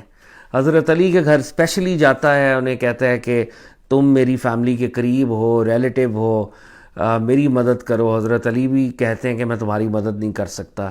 حضرت فاطمہ سلام اللہ علیہا کو کہتا ہے کہ آپ میری مدد کریں، آپ پروفٹ صلی اللہ علیہ وسلم کی بیٹی ہیں. وہ بھی فرماتی ہیں کہ میں آپ کی کوئی مدد نہیں کر سکتی اس امر کے اندر. اور پھر امام حسن ایز اے چائلڈ وہاں پر کھیل رہے ہیں، تو کہتا ہے کہ یہ آپ کا بچہ ہی ہمیں پناہ دلوا دے اور پناہ کا اعلان کر دے، اور اس کا یہ اعلان اس کو عرب کا سید اور سردار بنا دے گا. تو حضرت بی بی فاطمہ فرماتی ہیں کہ یہ بچہ تو اس ایج میں ہی نہیں ہے کہ یہ پناہ کا اعلان کرتا پھرے، اور دوسرا سرکار دو عالم صلی اللہ علیہ وآلہ وسلم کے ہوتے ہوئے کون پناہ کا اعلان کر سکتا ہے؟ یہ تو اللہ کے نبی کا استحقاق اور پریروگیٹو ہے. تو ابو سفیان کی یہ جو لاسٹ ڈچ ڈپلومیٹک ایفرٹس ہیں، یہ ساری فیوٹائل ہو جاتی ہیں، وہ کارآمد ثابت نہیں ہوتی. پرافٹ صلی اللہ علیہ وسلم اپنے صحابہ کو اعتماد میں لیتے ہیں، اور پرافٹ صلی اللہ علیہ وسلم صحابہ کو بتاتے ہیں کہ اب وقت آ گیا، ہم کعبہ کو ریسٹور کریں گے، اس کی اصلی حالت پر مکہ جائیں گے، اور اس کو خفیہ رکھا جاتا ہے. ایک صحابی رسول حاتب بن ابی بلتہ جو بدری ہیں، وہ ایک لیٹر لکھ دیتے ہیں. اس لیٹر کو حضرت علی کو ڈائریکٹ کیا جاتا ہے کہ اس لیٹر کو انٹرسیپٹ کیا جائے. یہ باتیں کل جیسے ہم نے سنی اور پڑھی. تو حضرت علی اس لیٹر کو انٹرسیپٹ کرتے ہیں، پروفٹ کے پاس لے کے آتے ہیں. حاتب بن ابی بلتہ اپنی ایکسکیوز پیش کرتے ہیں، حضرت عمر بڑے جلال میں آتے ہیں رضی اللہ تعالیٰ عنہ. پروفٹ صلی اللہ علیہ وسلم حاتب کو معاف کر دیتے ہیں، مگر یہ ایک ناخوشگوار ڈیولپمنٹ ضرور ہوتی ہے اور اس کو نوٹس کیا جاتا ہے. پروفٹ صلی اللہ علیہ وسلم وقت مقررہ پر مدینہ کوچ کرتے ہیں، مدینے کو چھوڑتے ہیں، مکے کی جانب روانہ ہوتے ہیں، اور راستے میں آپ کے چچا حضرت عباس آپ کو ملتے ہیں مقام جوفا پر. وہ اسلام قبول کرتے ہیں. آپ کے کچھ اور خاندان کے لوگ ہیں, یہ Abu Sufyan bin Harith, it is a different Abu Sufyan, وہ آتے ہیں آپ کے رشتے میں کزن لگتے ہیں, ایک پھوپھی زاد بیٹے ہیں, کزن لگتے ہیں, وہ آتے ہیں. حضرت علی ان کو کہتے ہیں کہ آپ معافی مانگیں پروفٹ صلی اللہ علیہ وسلم سے, اور انہی جملوں میں معافی مانگیں جو یوسف علیہ السلام کے برادرز نے یوسف علیہ السلام سے جن کلمات پر معافی مانگی تھی. پروفٹ صلی اللہ علیہ وسلم انہیں معاف کر دیتے ہیں. اور پھر جیسے کل ہم نے دیکھا کہ حضرت عباس, اب مسلمانوں کا خیمہ, مسلمانوں نے پڑاؤ ڈال دیا ہے. حضرت عباس چاہ رہے ہیں کہ مکہ والوں کے لیے امان طلب کی جائے, اور مکہ کے جو سردار ہیں وہ بھی بلڈ شیڈ کے بغیر اسلام کی طرف راغب ہوں. وہ رات کو نکلتے ہیں, اور ابو سفیان جو مشرکین کا سردار ہے, جو تھرو آؤٹ پروفٹ صلی اللہ علیہ وسلم کا اینمی تھا, بدر اس کی وجہ سے وقوع پذیر ہوئی, احد میں یہ خود موجود تھا, خندق میں یہ خود موجود تھا, در پردہ سازشیں کا ایک وہ لمبا چوڑا نیٹ ورک تھا. تو حضرت عباس ابو سفیان کو پا لیتے ہیں رات کے اندھیرے میں, اور اس کو اپنے خچر پر بٹھا کر مسلمانوں کے کیمپ میں لے آتے ہیں. اور حضرت عمر بن الخطاب کو جب یہ خبر ملتی ہے تو وہ سخت جلال میں آ جاتے ہیں, اور وہ کہتے ہیں کہ یہ دشمن خدا ہے اور میں اس کی گردن اتار دوں گا. حضرت عباس کہتے ہیں میں نے اس کو پروٹیکشن دی ہے, اور وہ اس کو نبی صلی اللہ علیہ وآلہ وسلم کے پاس لے جاتے ہیں. اور نبی صلی اللہ علیہ وسلم کی موجودگی میں حضرت عباس اور حضرت عمر بن الخطاب رضی اللہ تعالیٰ عنہ کا آرگومنٹ ہو رہا ہے, اور حضرت عمر بن الخطاب اس بات کو پسند نہیں کر رہے کہ اس کو کیوں پروٹیکشن دی جائے, اس کو کیوں امان دی جائے. اور سرکار دو عالم صلی اللہ علیہ وسلم اس میٹنگ کو سسپینڈ کرتے ہیں اور کہتے ہیں کہ سویرے ابو سفیان کو میرے پاس لے کے آؤ. اور سویرے جب حضرت عباس ابو سفیان کو لے کے آتے ہیں تو سرکار دو عالم صلی اللہ علیہ وسلم فرماتے ہیں, افسوس ابو سفیان, کیا اب بھی تم نہیں سمجھے کہ اللہ رب العزت ایک ہے, وہ واحد ہے؟ کیا ابھی بھی تمہیں اسلام کی حقانیت کا علم نہیں ہوا؟ تو وہ آگے سے کہتا ہے کہ اگر کوئی اور خدا ہوتا بھی تو شاید آج وہ میری مدد نہ کر سکے. سرکار دو عالم کہتے ہیں, پھر فرماتے ہیں, افسوس ابو سفیان, کیا ابھی بھی علم نہیں ہوا کہ میں اللہ کا رسول ہوں؟ تو پھر وہ کہتا ہے, میرے ماں باپ قربان, آپ بردبار ہیں, آپ کرٹیس ہیں, کمپیشنیٹ ہیں, لیکن آپ کے نبی ہونے کی حوالے سے میرا دل ابھی بھی مطمئن نہیں ہے, دل میں کھٹکا ہے. تو سرکار دو عالم صلی اللہ علیہ وآلہ وسلم خفگی کا اظہار کرتے ہیں. اس سے پہلے کہ آپ کوئی اور کلمہ ارشاد فرمائیں, حضرت عباس بن عبد المطلب کہتے ہیں, ابو سفیان تیرا بھلا نہ ہو, فوری کلمہ پڑھ لے اس سے پہلے کہ تیری گردن مار دی جائے, ایمان لے آ. اور ابو سفیان اس طرح سے کلمہ پڑھ کر اسلام لے آتے ہیں. اور پھر سرکار دو عالم صلی اللہ علیہ وسلم حضرت عباس کو کہتے ہیں کہ اس کو ایک پوائنٹ پہ کھڑا کرو, اور جہاں سے مسلم آرمی اندر داخل ہوگی اس کو یہ دیکھے اس آرمی کی شان کو. اور وہ جو ہزاروں کا لشکر ہے وہ جب مکہ کے اندر انٹر ہو رہا ہے, مختلف ٹرائبز اور کلینز ہیں اس کے اندر, تو پھر سرکار دو عالم صلی اللہ علیہ وسلم اینڈ پہ سبز مجاہدین کے جلو کے اندر, اس کے اندر آپ اندر داخل ہو رہے ہیں. اور ابو سفیان کہتا ہے کہ تیرے بھتیجے کی بادشاہت بڑی طویل ہوگی, بہت بڑی ہو گئی. تو حضرت عباس اسے پھر ٹوکتے ہیں اور کہتے ہیں کہ یہ بادشاہت نہیں, یہ نبوت ہے. تو یوں پروفٹ صلی اللہ علیہ وآلہ وسلم مکہ میں انٹر ہوتے ہیں, اور مکہ میں انٹر ہو کے جیسے کل ہم نے سنا اور پڑھا کہ سرکار دو عالم صلی اللہ علیہ وآلہ وسلم اپنی چھڑی کے اشارے سے تمام بتوں کو گراتے جاتے ہیں, اور کیا فرماتے ہیں, جاء الحق وزهق الباطل ان الباطل کان زہوقا, حق آ گیا اور باطل چلا گیا. اور باطل چلی ہی جانے والی چیز ہے, باطل نے مٹنا ہی ہوتا ہے. تو آپ نے وہ آئیڈلز کو اس طرح گرایا. اور کچھ ٹریڈیشنز میں یہ آتا ہے کہ ایک بہت بڑا آئیڈل تھا جو کہ انسانی قد سے بڑا تھا. تو پروفٹ صلی اللہ علیہ وآلہ وسلم نے شفقت کرتے ہوئے علی ابن ابی طالب کرم اللہ وجہہ کو کہا کہ تم میرے کندھے پر چڑھ جاؤ اور تم اس کو گراؤ. اور یہ بہت سی نریشنز میں, اوتھینٹک نریشنز میں یہ واقعہ بھی آتا ہے کہ مکہ میں وہ جو سب سے بڑا آئیڈل تھا وہ سرکار دو عالم صلی اللہ علیہ وآلہ وسلم نے حضرت علی المرتضیٰ کو حکم دے کر گروایا, اور اپنے شانوں پر حضرت علی المرتضیٰ کو سوار کروایا. پروفٹ صلی اللہ علیہ وآلہ وسلم نے عثمان بن ابی طلحہ کو, جیسے کل بات ہوئی کہ اس سے وہ چابیاں لیں, اور عثمان بن ابی طلحہ وہ ہے کہ مکے کے اندر پروفٹ صلی اللہ علیہ وسلم کو یہ ڈینائی کرتا تھا بیت اللہ کے اندر جانے سے, اور یہ کہتا تھا یہ کیز میری ہیں اور ہم اس کے اونر ہیں اس کعبے کے، اور ہم کلید بردار ہیں، we are the carriers of the key. تو یہ پرانے وقتوں میں پروفٹ صلی اللہ علیہ وسلم کو اس لیول پر تنگ کرتا تھا. اور وہ چابیاں ہیں وہ حضرت علی بن ابی طالب نے حاصل کیں، پروفٹ صلی اللہ علیہ وسلم کی خدمت میں پیش کیں. آقا خانہ کعبہ کے اندر تشریف لے گئے اور خانہ کعبہ کے اندر آپ نے اس کو ملاحظہ کیا، آپ نے اس کو کلینز کیا. وہاں پر انبیاء کی، اینجلز کی تصاویر تھیں، اور گیمز آف چانس کھیلتے ہوئے حضرت ابراہیم اور حضرت اسماعیل علیہ السلام کی نعوذ باللہ ان کو پینٹ کیا گیا تھا. پروفٹ صلی اللہ علیہ وسلم اس پر سخت ناراض ہوئے اور پروفٹ صلی اللہ علیہ وسلم نے اس کو کلینز کروایا کہ یہ اللہ کی انبیاء کی شان اس سے بہت بلند ہے. پروفٹ صلی اللہ علیہ وسلم نے بیت اللہ کے اندر نماز پڑھی. بیت اللہ میں نماز پڑھنے کے بعد اب باہر تشریف لے گئے اور پھر آپ نے وہ خطبہ دیا جس میں آپ نے توحید، مساوات، اور پھر وہ قرآن کی آیت پڑھی کہ اللہ نے تمہیں آدم اور حوا یعنی ایک مرد اور ایک عورت سے پیدا کیا، تمہیں پھر قوموں میں تقسیم کیا تاکہ یہ قومیں تمہاری صرف آئیڈینٹی ہیں، پہچان ہیں. اور اللہ کے نزدیک ایلیویٹڈ وہ ہے، برتر وہ ہے جو صرف تقوی والا ہے، متقی ہے، اور اللہ تعالیٰ سب جانتے ہیں.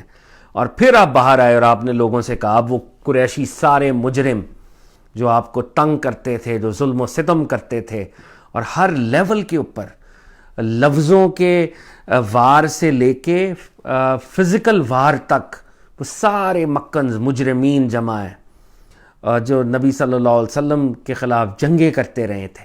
تو سرکار دو عالم باہر آئے اور آپ نے کعبہ آپ کی پشت پر ہے اور آپ نے کہا کہ لوگو تم میرے بارے میں کیا خیال کرتے ہو کہ میں تم لوگوں کے ساتھ کیا سلوک کرنے والا ہوں. تو فرمایا لوگوں نے وہاں پر کہ آپ کریم بھائی ہیں اور کریم بھائی کے بیٹے ہیں. You are an honourable brother and you are son of an honourable برادر.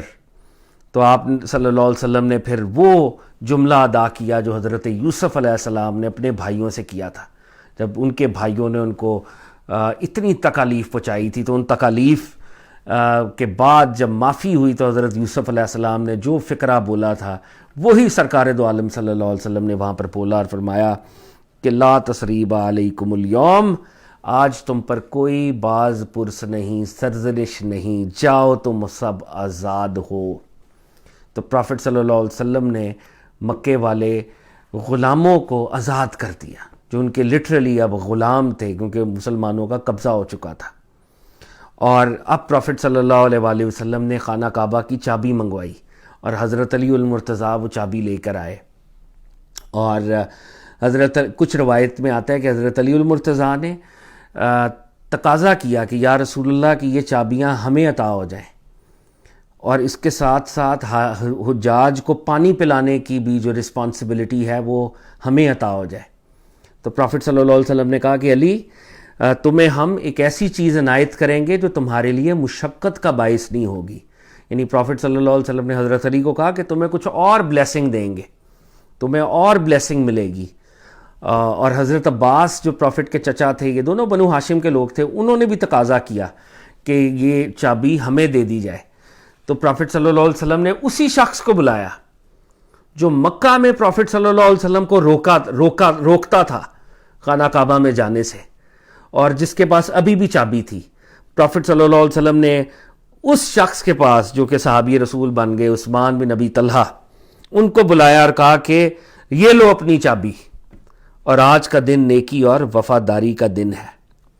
اور طبقات ابن سعد جو کہ ہماری ہسٹری کی اور سیرت کی ایک بڑے سورسز میں سے ایک سورس ہے، اس میں روایت ہے کہ پروفٹ صلی اللہ علیہ وسلم نے کہا کہ اے عثمان، اس کو ہمیشہ ہمیش کے لیے لے لو، تم لوگوں سے اس کنجی کو وہی چھینے گا جو ظالم ہوگا، اور اللہ نے تم لوگوں کو اپنے گھر کا امین بنایا ہے، لہٰذا اس بیت اللہ سے تمہیں جو کچھ ملے اس سے معروف کے ساتھ کھانا.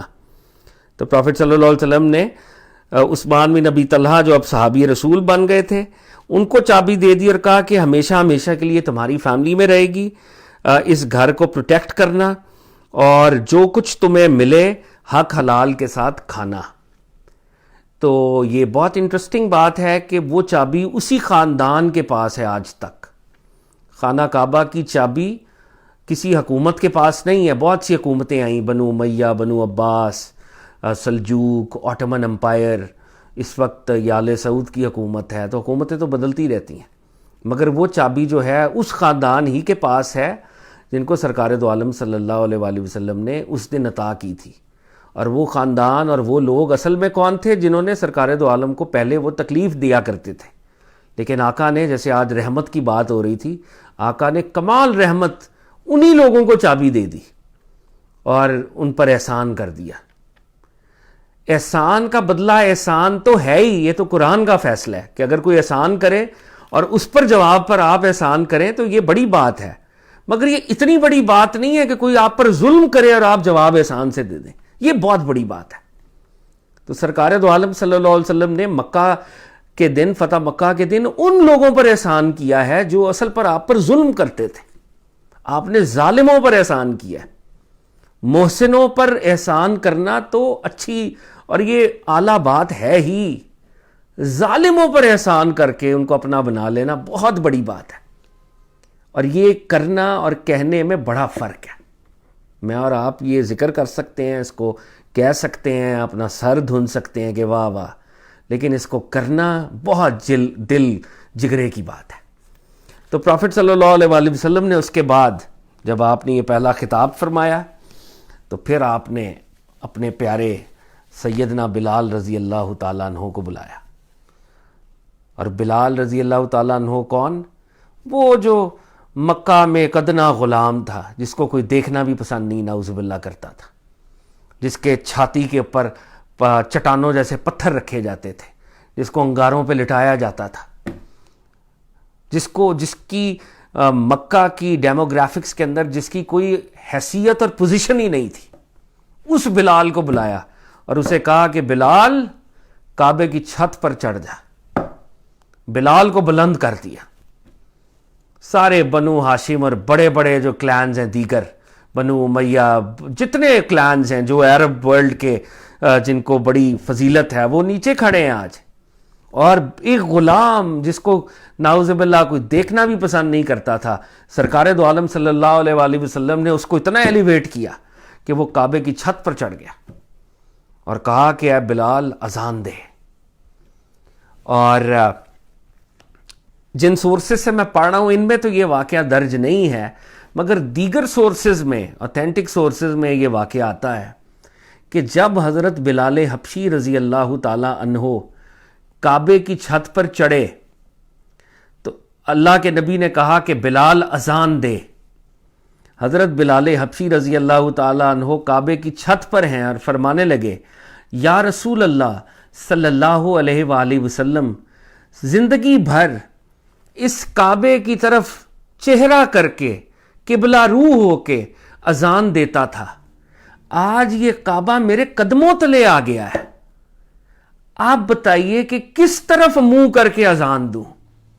اور یہ فقہ کا بھی تو مسئلہ ہے نا، یہ قانون کا بھی مسئلہ ہے کہ ہم جب اذان دیتے ہیں تو کعبہ کی طرف منہ ہوتا ہے ہمارا، ہم جب نماز پڑھتے ہیں تو کعبۃ اللہ کی طرف رخ کرتے ہیں. اب بلال حبشی رضی اللہ تعالیٰ عنہ کو کہہ دیا گیا کہ کعبے کی چھت پر چڑھ کر اذان دو، اور وہ پوچھ رہے ہیں کہ یا رسول اللہ اب چہرہ کس طرف کرنا ہے، کعبہ تو نیچے رہ گیا ہے. تو فرمایا، اے بلال تم میرے چہرے کو دیکھ کر اذان دو. تو حضرت بلال حبشی نے سرکار دو عالم صلی اللہ علیہ وآلہ وسلم کے چہرے کی طرف اپنا چہرہ کیا، چہرہ نبی کو صلی اللہ علیہ وآلہ وسلم کو کعبہ بنا لیا. اور عاشقوں کو تو پہلے ہی علم ہے، حاجیو آؤ شہنشاہ کا روضہ دیکھو، کعبہ تو دیکھ چکے، کعبے کا بھی کعبہ دیکھو. سرکار دو عالم صلی اللہ علیہ وآلہ وسلم تو اس قبلے کا بھی قبلہ ہے، وہ خانہ کعبہ بھی آقا کی طرف توجہ کیے ہوئے صلی اللہ علیہ وآلہ وسلم. تو علامہ اقبال نے جو مصور پاکستان حکیم الامت نے کیا خوب کہا ہے، اذاں ازل سے تیرے عشق کا ترانہ بنی. اے بلال، یہ جہاں جہاں پر اذانیں دی جا رہی ہیں وہ اذانیں تو تیرے عشق کا اینتھم ہے.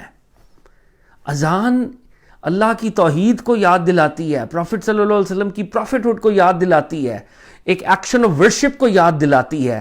اور جیسے ہی اذان سنی جاتی ہے، ایک بلال تو بھی ہمیں یاد آتا ہے. یہ ہو نہیں سکتا اذان ہو رہی اور جناب بلال حبشی رضی اللہ تعالیٰ عنہ یاد نہ آئے. اذان ازل سے تیرے عشق کا ترانہ بنی، نماز اس کے نظارے کا ایک بہانہ بنی.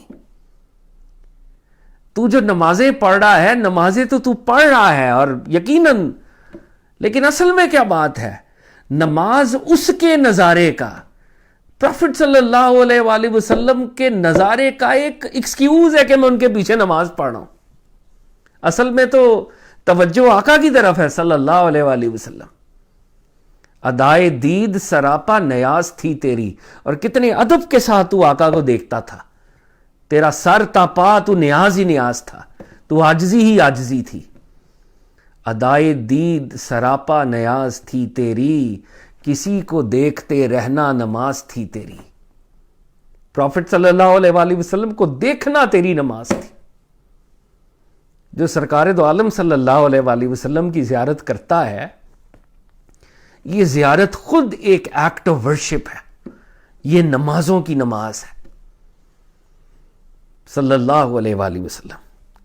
تو بلال حبشی رضی اللہ تعالیٰ عنہ کے بخت پر ہم قربان، ان کے نالین سے لگی ہوئی مٹی پر ہم قربان، جس ہستی کو آقا نے فتح مکہ والے دن کعبہ کی چھت پر بلند کیا، ان کو عروج عطا کیا.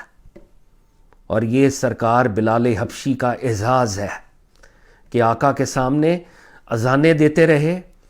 اور پہلی اذان حرم کے اندر جب فتح مکہ ہوئی ہے تو آپ نے دی ہے، اور اسی طرح جب بیت المقدس فتح ہوا ہے، قبلہ اول مسجد اقصیٰ، تو ادھر بھی پہلی اذان آپ نے دی ہے. اسپیشلی آپ کو حضرت عمر بن الخطاب رضی اللہ تعالیٰ عنہ نے بلایا ہے. اور آپ کا جو روضہ ہے وہ دمشق میں ہے، دمشق میں، کیونکہ آقا کے وصال کے بعد آپ کا مدینے میں دل نہیں لگتا تھا، آپ کو ایک ڈسٹنس فیل ہوتا تھا، آپ کو غم ہوتا تھا. تو آپ مدینہ چھوڑ کر شام چلے گئے تھے اور وہیں پر آپ کا وصال ہوا. تو یہ حضرت بلال حبشی رضی اللہ تعالیٰ عنہ جب وہ اذان دینے کے لیے اوپر چڑھے ہیں تو ابو سفیان جنہوں نے ابھی اسلام قبول کیا ہے اور دو کفار، ابھی بہت سے لوگ ہیں جو گو مگو کی کیفیت میں ہیں. تو ابو سفیان اور ایک شخص ہے عتاب بن اسید اور ایک شخص حارث بن حشام ہے. تو یہ آپس میں کانورزیشن کر رہے ہیں اور ان میں سے ایک شخص کہتا ہے کہ شکر ہے میرا باپ آج زندہ نہیں ہے، اس کو یہ ناگوار چیز سننی نہیں پڑ رہی. ایک شخص یہ کہتا ہے کہ شکر ہے میرا باپ زندہ نہیں ہے، ورنہ وہ بھی یہ ناگوار چیز نعوذ باللہ سنتا. اذان کو اس نے یہ کہا. دوسرے شخص نے کہا کہ دیکھو اگر کوئی نشانی ظاہر ہو جائے تو پھر میں اس کی نبوت کو مان لوں گا، میں تو ابھی بھی سکیپٹیکل ہوں، آئی ایم سکیپٹیکل. اور ابو سفیان بھی ادھر موجود ہے اور وہ کہہ رہا ہے سنو، میں اگر کچھ بولوں گا تو یہ جو کنکریاں ہیں یہ میرا راز فاش کر دیں گی. یہ پروفٹ صلی اللہ علیہ وسلم کو اس جگہ کے کنکر تک بتا دیں گے کہ ابو سفیان یہ بات کر رہا تھا، تو میں تو بات نہیں کر سکتا کچھ بھی. تو یہ تین لوگ یہ کانورزیشن کر رہے ہیں، حضرت بلال یہ اذان دے رہے ہیں. اذان کے بعد سرکار دو عالم صلی اللہ علیہ وآلہ وسلم ان تینوں کو بلاتے ہیں اور انہیں ان کی ساری کانورزیشن سناتے ہیں کہ تم یہ کہہ رہے تھے، تم یہ کہہ رہے تھے، تم یہ کہہ رہے تھے. تو یہ جب تینوں کو اس کی کانورزیشن سنائی جاتی ہے تو پھر تینوں لوگ جو ہیں، ابو سفیان تو پہلے اسلام لے آئے لیکن باقی دو بھی اسلام لے آتے ہیں کیونکہ ان کو پروفٹ صلی اللہ علیہ وسلم کا نبی برحق ہونا اس معجزے سے سمجھ میں آتا ہے، کیونکہ آقا دور تھے، دوسری جانب تھے اور یہ کہیں پیچھے تھے اور یہ آپس میں یہ کانورزیشن کر رہے تھے اور آقا نے وہ ساری کانورزیشن ان کو سنا دی. ان کو بلایا پہلے اور پھر سنا دی اور پھر ان لوگوں نے آپس میں کہا کہ آپ واقعی اللہ کے رسول ہیں، کیونکہ ہمارے ساتھ تو اور کوئی شخص تھا ہی نہیں جو آپ کو یہ خبر دیتا ہمارے اس ڈائلاگ کی. یہ جب اذان ہوئی ہے اور وہ سارا معاملہ ہوا ہے تو پروفٹ صلی اللہ علیہ وآلہ وسلم اپنی فرسٹ کزن حضرت علی ابن ابی طالب کی بہن بی بی ام ہانی کے گھر تشریف لے جاتے ہیں اور بی بی ام ہانی بھی مکہ میں ہی موجود تھیں. اور بی بی ام ہانی اس لیے بھی ہمیں یاد رہنی چاہیے کہ معراج کی جو روایتیں ہیں کہ آقا جب عروج کے سفر پر تشریف لے گئے تو اس میں دو ٹریڈیشنز ہیں. ایک ٹریڈیشن تو یہ ہے کہ آقا حتیم میں سو رہے تھے اور وہاں سے جبریل آپ کو لے کے گئے، اور دوسری ٹریڈیشن یہ ہے کہ آپ بی بی ام ہانی کے گھر پہ تھے اور وہاں پر آرام فرما رہے تھے اس رات، اور آپ معراج کی طرف تشریف لے کے گئے۔ تو پروفٹ صلی اللہ علیہ وآلہ وسلم نے وہاں پر غسل کیا اور 8 رکعت نماز پڑھی، اور بہت سے لوگ کہتے ہیں کہ یہ چاشت کی نماز تھی، جو مارننگ پریئرز 2-3 پڑھی جاتی ہیں فجر کے بعد کی نفلی نمازیں، آفٹرنون سے لے کے درمیان میں 2-4 ٹائمز ہیں ان پہ نمازیں پڑھی جاتی ہیں۔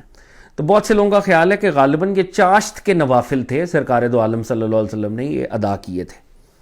تو بی بی ام ہانی نے پروفٹ صلی اللہ علیہ وآلہ وسلم سے ریکویسٹ کی کہ میرے ہسبینڈ کے خاندان کے 2 لوگ ایسے ہیں جن کو علی ابن ابی طالب ان کے جرائم کی وجہ سے قتل کرنا چاہتا ہے، اور وہ کل سے یہاں کے یا اس صبح سے اس گھر کے چکر لگا رہا ہے کہ ان اینیمیز آف پروفٹ کو میں نہیں چھوڑوں گا، تو ان کو آپ کائنڈلی معاف کر دیں، ان کو معافی کا پروانہ جاری کریں، کیونکہ علی ابن ابی طالب میرا ریئل برادر ان کفار کے پیچھے ہے جو میرے ہسبینڈ کے آگے سے ایکسٹینڈڈ فیملی میں کوئی ریلیٹیوز تھے۔ تو پروفٹ صلی اللہ علیہ وسلم نے جیسے شفقت فرما رہے تھے تو آپ نے ان لوگوں کو بھی معاف کر دیا، اور علی ابن ابی طالب کرم اللہ وجہ کو ڈائریکٹ کیا کہ یہ لوگ اب ان کو ہم معاف کر چکے ہیں۔ تو پروفٹ صلی اللہ علیہ وآلہ وسلم معاف کرتے جا رہے تھے ہر شخص کو، لیکن 11 لوگوں کی فہرست تھی جن کے بارے میں سرکار دو عالم صلی اللہ علیہ وآلہ وسلم نے اپنے صحابہ کو یہ کہا کہ ان کے جرائم اتنے بڑے ہیں کہ یہ کعبے کے پردے سے لپٹے ہوئے بھی نظر آئیں تو یہ قتل ہوں گے۔ اور ایز وی آل نو، پرانے وقت میں بھی اور اب بھی اگر کوئی شخص بیت اللہ کے اندر چلا جائے تو آپ تو اس کو ہاتھ نہیں لگا سکتے، حرم کی اپنی حرمت ہے۔ لیکن اس دن سرکار دو عالم جو کہ اللہ کے نبی ہیں، اللہ کے حکم کے تحت انہوں نے 11 لوگوں کی ایک لسٹ دی، اور وہ لوگ کون تھے؟ جنہوں نے ملٹیپل مسلمانوں کو مرڈر کیا ہوا تھا، مرڈررز تھے وہ، جنہوں نے قرآن میں تعریفات کی تھیں، کبھی مسلمان ہوئے پھر چھوڑ دیا، پھر جو پروفٹ صلی اللہ علیہ وسلم کے ساتھ انٹینس لیول کی گستاخیاں کرتے تھے۔ اور ان 11 لوگوں کی فہرست جو ہے وہ کتابوں کے اندر موجود ہے کہ پروفٹ صلی اللہ علیہ وسلم نے کہا کہ یہ لوگ اتنے رذیل ہیں، اتنے رذیل ہیں کہ یہ خانہ کعبہ کے پردے سے بھی چمٹے ہوں تو ان کے لیے ایمنسٹی یا امان نہیں ہے، یہ ڈیزرو نہیں کرتے۔ اس میں بہت سے لوگ تھے۔ بہرحال اس میں سے بھی پھر کچھ صحابہ کے جیسے رشتہ داریاں تھیں یا ریلیشن شپس تھے، تو وہ ان میں سے بھی لوگوں کو لے آئے اور انہوں نے کہا یا رسول اللہ ان کو معاف کر دیں، اور پروفٹ صلی اللہ علیہ وآلہ وسلم کمال شفقت سے ان میں سے بھی لوگوں کو معاف کرتے رہے جن کے وار کرائمز اور ان کے جنرل کرائمز بہت زیادہ تھے۔ اور ان میں بہت سے لوگ ہیں کچھ مطلب they are not known but they are not well known like that, but اس فہرست میں جیسے ویشی تھا جس نے حضرت حمزہ کو شہید کیا تھا احد میں، ہندا کا نام اس کے اندر تھا کیونکہ انہوں نے پروفٹ صلی اللہ علیہ وسلم کے چچا حضرت حمزہ کی باڈی کو ڈیسیکریٹ کیا تھا اور لوگوں کو ڈیسیکریٹ کیا تھا۔ تو پروفٹ صلی اللہ علیہ وسلم نے ان لوگوں کے بارے میں بھی کہا تھا کہ ان کے لیے معافی نہیں ہے۔ لیکن پھر وہ کیا تھا کہ اس لسٹ میں بھی جو لوگ تھے، دیگر جو مسلمان ریلیٹیوز تھے، وہ پروفٹ صلی اللہ علیہ وسلم کے پاس آتے رہے اور معافی تلافی کرتے رہے اور آقا سے درخواست کرتے رہے، اور آقا رحمت للعالمین تھے، سافٹ ہارٹڈ تھے، تو آقا نے ان میں سے بھی کہتے ہیں کہ 7 لوگوں کو معافی دے دی، یا 8 لوگوں کو یا 7 لوگوں کو، اور 3 یا 4 ایسے تھے جو الٹیمیٹلی قتل ہوئے، جیسے واشی دا کلر آف حضرت حمزہ، اور جس انداز سے اس نے چھپ کر انہیں شہید کیا تھا اور بہت بے دردی کے ساتھ، تو وہ جب آیا تو پروفٹ صلی اللہ علیہ وسلم نے ان کا ایمان قبول کر لیا اور کہا کہ واشی تیرا اسلام میں قبول کرتا ہوں لیکن تو میرے سامنے نہ آیا کر، کیونکہ جب تو میرے سامنے آتا ہے تو مجھے اپنا شہید چچا یاد آتا ہے، تو میری تیرے سے یہ ریکویسٹ ہوگی کہ تو آج کے بعد میرے سامنے نہ آئی۔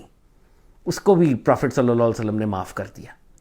پروفٹ صلی اللہ علیہ وسلم کی اپنی بیٹی حضرت زینب مکہ سے مدینہ آ رہی تھی ہجرت کے بعد، اور ایک شخص نے ان کو نیزہ مارا اور شی واز پریگننٹ، اور ان کی وہ جو پریگننسی تھی وہ ضائع ہو گئی اور ان کو اونٹ سے نیچے گرایا گیا اور وہ بہت زخمی ہوئی، اور بعد میں اسی طرح اسی زخموں سے کہتے ہیں کہ کچھ عرصے بعد ان کا وصال بھی غالباً ہوا.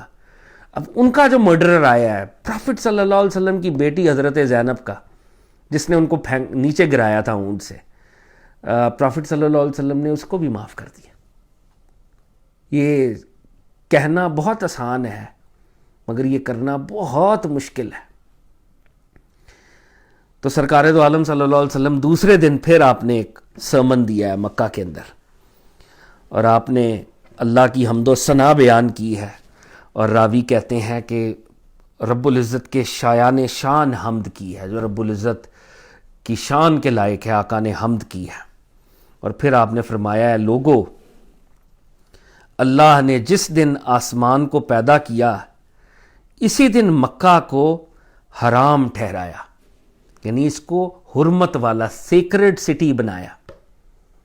کہ رب العزت نے جب کائنات پیدا کی، آسمان کو پیدا کیا، تو اس دن سے Mecca was declared as the most sacred city. اس لیے یہ اللہ کی حرمت کے سبب قیامت تک کے لیے حرام ہے. تو پروفٹ صلی اللہ علیہ وسلم نے کہا قیامت تک کے لیے مکہ از دا موسٹ سیکرڈ پلیس، حرمت والا ہے. کوئی آدمی جو اللہ اور آخرت پر ایمان رکھتا ہو اس کے لیے حلال نہیں کہ وہ مکہ میں خون بہائے یا یہاں کا کوئی درخت ہی کاٹے. تو پروفٹ صلی اللہ علیہ وسلم نے کہا کہ مکہ اتنا سیکرڈ ہے، اس جگہ کا اتنا پروٹوکول ہے، ہر وہ شخص جو رب العزت پر ایمان رکھتا ہے قیامت پر کہ میں کل رب العزت کی بارگاہ میں حاضر ہوں گا، اس کے لیے یہ اللیگل ہے یہ وہ یہاں پر کسی کا خون بہائے، کسی انسان کا کیا کسی جاندار کا، یا یہاں کے کسی درخت کو کاٹے.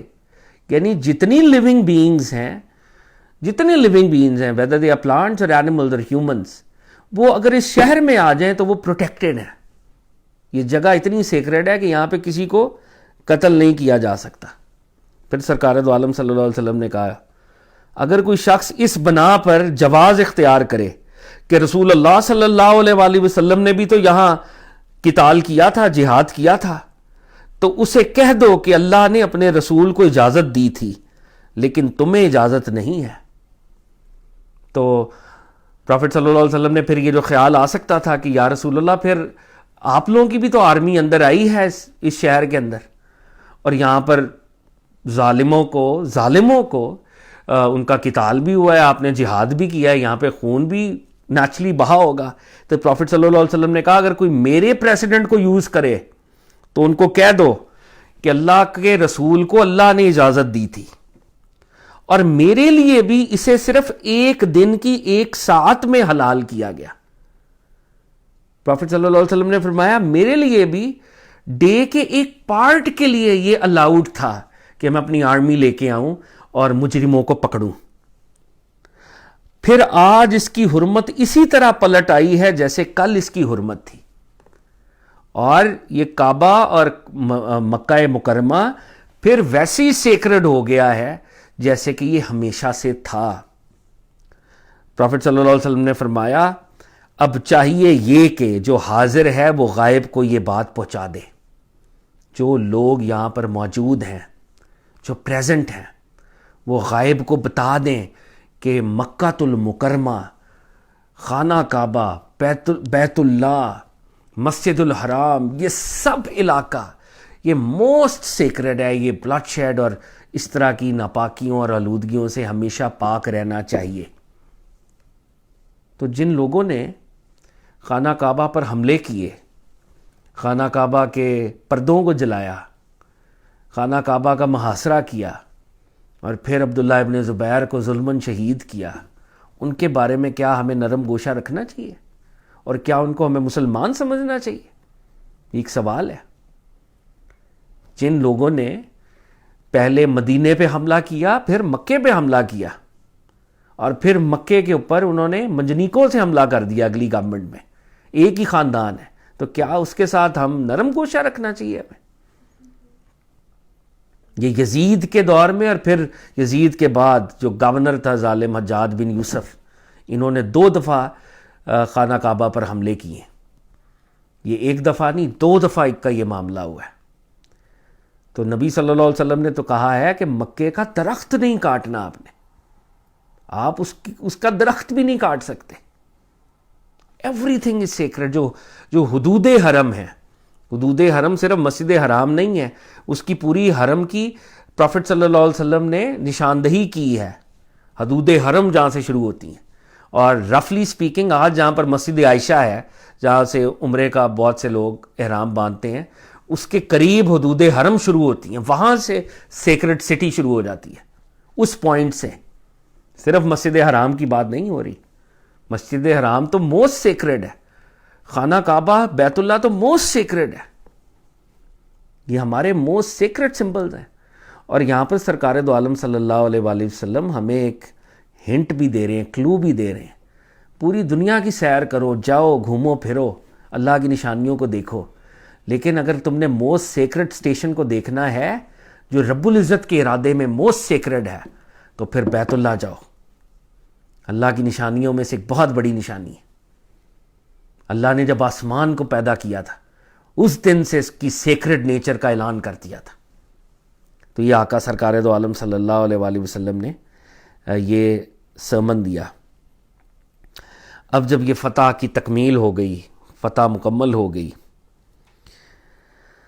تو مدینے والوں کے اندر ایک خیال پیدا ہوا کہ نبی صلی اللہ علیہ وآلہ وسلم مکہ میں پیدا ہوئے، مکہ آپ کا شہر ہے، پہلی وحی غار حرا میں آئی، آقا کا پہلا نکاح، آقا کی فیملی، آقا کا خاندان سبھی مکی ہے. تو مدینے والوں کے اندر خیال آیا ہو سکتا ہے کہ سرکار دو عالم صلی اللہ علیہ وسلم نے اب مکہ کو فتح کر لیا ہے تو آقا واپس مکہ میں سکونت اختیار کریں، مکہ میں آپ قیام فرمائیں. تو صحابہ نے پوچھا یا رسول اللہ اب آپ یہیں قیام فرمائیں گے، آپ صلی اللہ علیہ وسلم اب یہیں رہیں گے؟ تو پروفٹ صلی اللہ علیہ وسلم مقام صفا پر تھے جہاں پہ صحیح ہوتی ہے صفا مروہ. تو مقام صفا پر سرکار دو عالم دعا فرما رہے تھے. دعا سے فارغ ہوئے تو پوچھا تم لوگوں نے کیا بات کی؟ تو اب صحابہ ڈر گئے ذرا، انہوں نے کہا کچھ نہیں یا رسول اللہ، بس ایک خیال آیا تھا. نبی صلی اللہ علیہ وسلم نے پھر پوچھا کیا سوچ رہے تھے؟ تو لوگوں نے بتلایا. تو آپ صلی اللہ علیہ وسلم نے فرمایا خدا کی قسم، خدا کی پناہ، اب زندگی اور موت تمہارے ساتھ ہے. یعنی مکہ موسٹ سیکرڈ پلیس ہے، کوئی شک نہیں ہے، اس کا اعزاز اور اکرام آسمان سے لے کے زمین تک مقابلہ ہی نہیں ہے. لیکن سرکار دو عالم صلی اللہ علیہ وسلم نے کیا فرمایا؟ لیکن اب میری زندگی اور موت مدینے والوں تمہارے ساتھ ہے. اب مدینہ تو نبی کو سرکار دو عالم صلی اللہ علیہ وسلم نے اللہ کے حکم سے منتخب فرمایا. تو مدینہ تو نبی بھی تو حرم ہی ہے نا.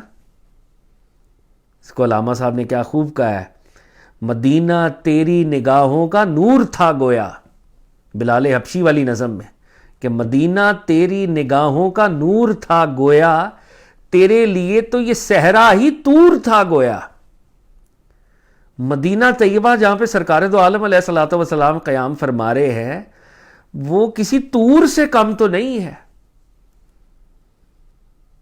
It can be compared with طور، جہاں پہ آقا موجود ہیں اور آقا کے ساتھ اللہ کا رابطہ ہے اور آقا اور اللہ کا مکالمہ ہو رہا ہے، فرشتے اتر رہے ہیں، وہ کسی طور سے کم تو نہیں ہے.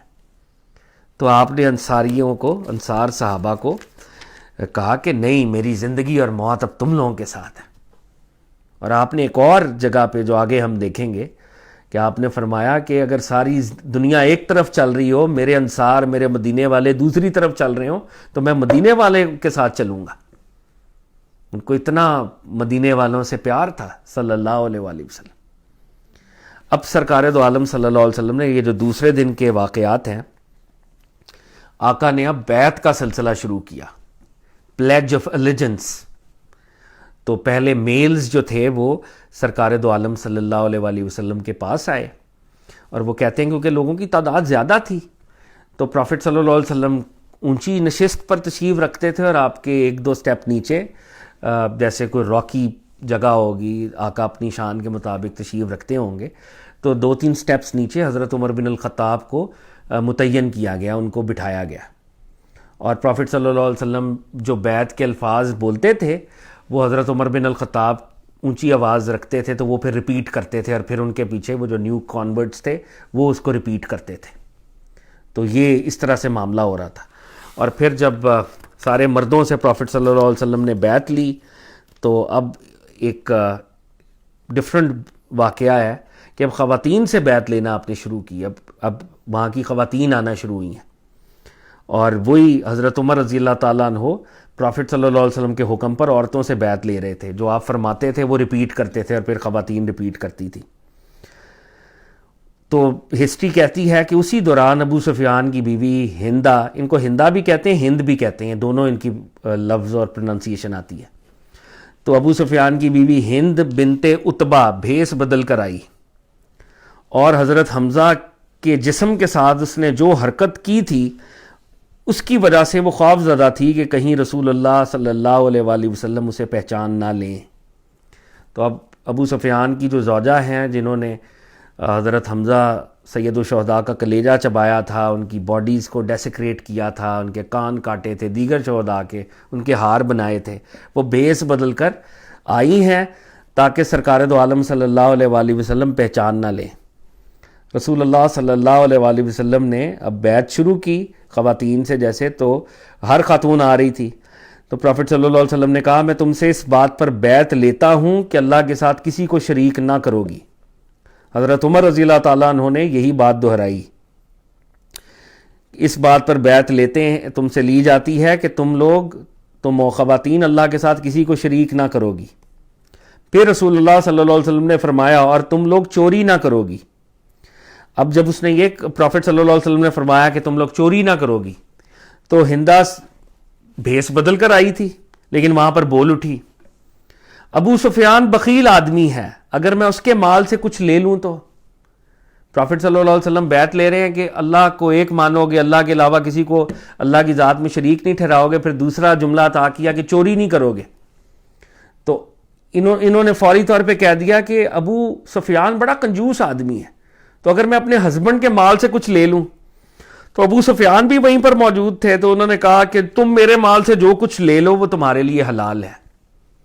لیکن اس کانورزیشن سے پروفٹ صلی اللہ علیہ وسلم کو پتہ چل گیا کہ یہ تو ہندا ہے.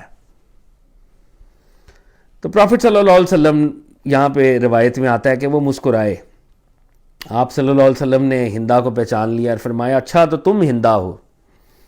تو وہ بولی ہے اللہ کے نبی جو کچھ گزر چکا ہے اسے معاف فرما دیجئے، اللہ آپ کو بھی معاف فرمائے. تو وہ جب سامنے کھڑی ہے تو پروفٹ صلی اللہ علیہ وسلم نے پہچانا کہ اچھا تم ہندا ہو. تو وہ کہہ رہی ہے کہ جی اللہ کے نبی جو کچھ گزر چکا ہے اسے معاف کر دیں، forgive me، اور اللہ آپ کو بھی معاف فرمائے. اس کے بعد آپ صلی اللہ علیہ وآلہ وسلم نے فرمایا اور خواتین کو، اور یہ ہندا بھی موجود ہیں، اور زنا نہ کرو گی. اس پر ہندا نے کہا بھلا کہیں آزاد عورت بھی زنا کرتی ہے؟ یہ تو سلیوز کا طریقہ ہے، آزاد خواتین تو اپنی چیسٹٹی کا خیال کرتی ہیں. تو انہوں نے یہ جواب میں کہا. پھر آپ صلی اللہ علیہ وسلم جب بیعت لے رہے تھے تو فرمایا اور اپنی اولاد کو قتل نہ کرو گی، کیونکہ عربز میں کسٹمز تھا، بچی پیدا ہو جاتی تھی اس کو زندہ درگور کر دیتے تھے، اپنی ہی اولاد کو قتل کر دیتے تھے ایٹ ٹائمز. تو پروفٹ صلی اللہ علیہ وسلم بیعت لے رہے ہیں کہ اپنی اولاد کو قتل نہ کرو گی. ہندا نے کہا ہم نے تو بچپن میں انہیں پالا پوسا، لیکن بڑے ہونے پر آپ لوگوں نے انہیں قتل کر دیا، اس لیے آپ اور وہی بہتر جانیں. تو جب یہ پروفٹ صلی اللہ علیہ وسلم نے کہا تو she had the nerve to retort and she would say کہ ہم تو اپنے اولاد کو نہیں مارتے تھے، آپ لوگوں نے قتل کیا ہماری اولادوں کو. اور ہندا کا جو ایک بیٹا تھا حنظلہ بن ابی سفیان، وہ بدر کے دن مارا گیا تھا. اس کا والد عتبہ کا بھائی شیبہ کا بیٹا ولید، یہ سب وہاں کے لوگ تھے، چیفز تھے جو پروفٹ صلی اللہ علیہ وسلم کو اذیتیں دیتے تھے، اور بدر کے دن ان واصل جہنم ہوئے تھے.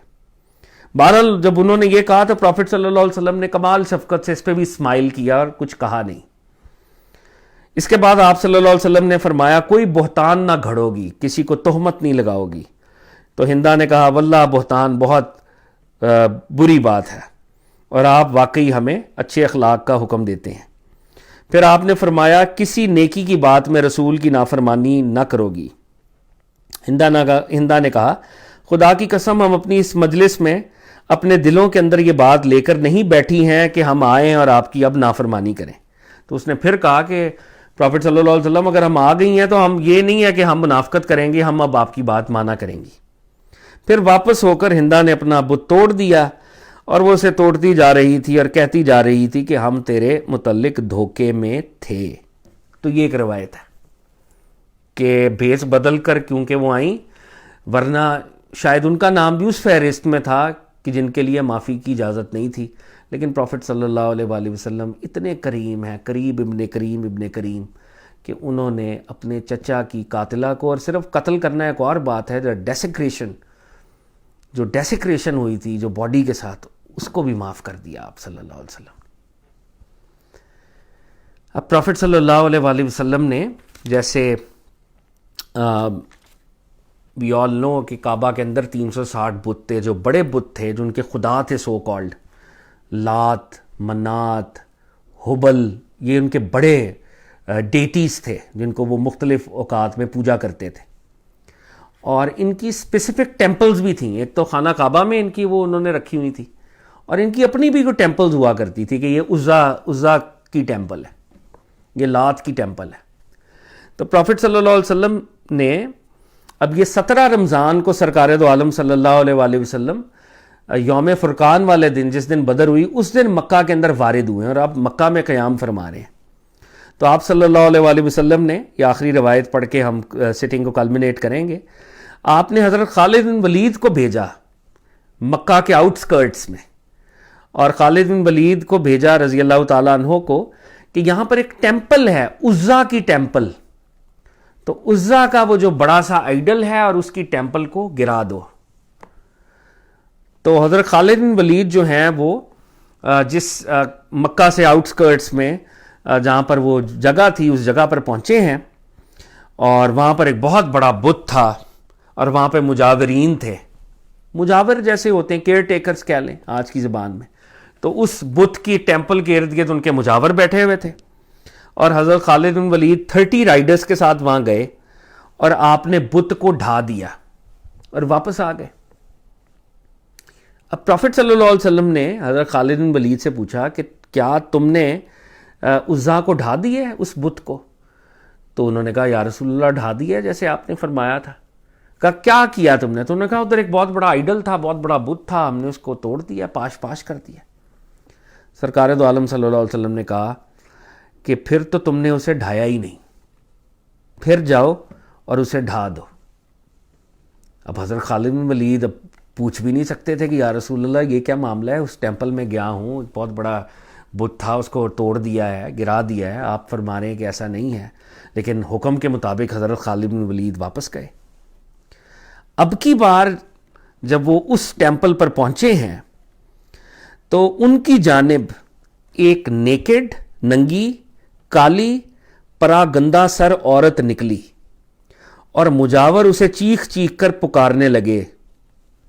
اب کی بار جب وہ گئے ہیں تو ایک ایول اسپرٹ کہہ لیں, انسان کہہ لیں, آئی ڈونٹ نو وہ کیا مخلوق تھی جو باہر نکلی ہے, جس کے بال بکھرے ہوئے ہیں, جو نیکڈ ہے, اور جو مجاورین ہیں وہ اس کو ورشپ جیسے کر رہے ہیں اور وہ اس کا نام لے رہے ہیں. اور جیسے ہی انہوں نے اس کا نام لینا شروع کیا, حضرت خالد نے اس کو تلوار ماری اور اس عورت کے 2 ٹکڑے ہو گئے. رسالت مآب صلی اللہ علیہ وآلہ وسلم کے پاس حضرت خالد بن ولید واپس پہنچے اور آ کر خبر دی. تو آپ علیہ الصلوۃ والسلام نے فرمایا ہاں وہ عزا تھی جس کو اب تم نے قتل کیا ہے, اور اب وہ مایوس ہو چکی ہے کہ تمہارے ملک میں کبھی اس کی پوجا نہیں کی جائے گی. اس سے جو بات سمجھ میں آتی ہے, جس پر آج ہم سٹنگ کو کلمنیٹ کریں گے, کہ آئیڈل ورشپ کا تعلق ایول سیٹینک مینیفیسٹیشنز کے ساتھ ہے. یہ جو آئیڈلز تھے ان کے پیچھے نیگیٹو انرجیز ہوتی ہیں, جو آئی ڈونٹ نو وہ جنز ہیں یا وہ کیا ہیں, لیکن وہ کچھ طاقتیں ہیں جن کے یہ سمبلز ہیں جو سمبل بن کر سامنے آتے ہیں.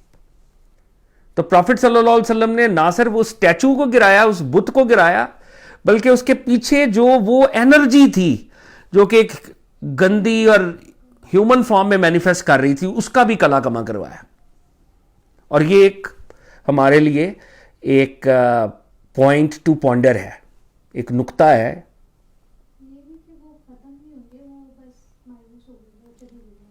ہاں مطلب لیکن اب وہ مایوس ہو گئی اور وہ چلی بھی گئی ہے، لیکن یہ جو ڈیٹی ہے عزا، یہ اب دوبارہ تو ری ایمرج نہیں کی دنیا کے اندر کہیں بھی.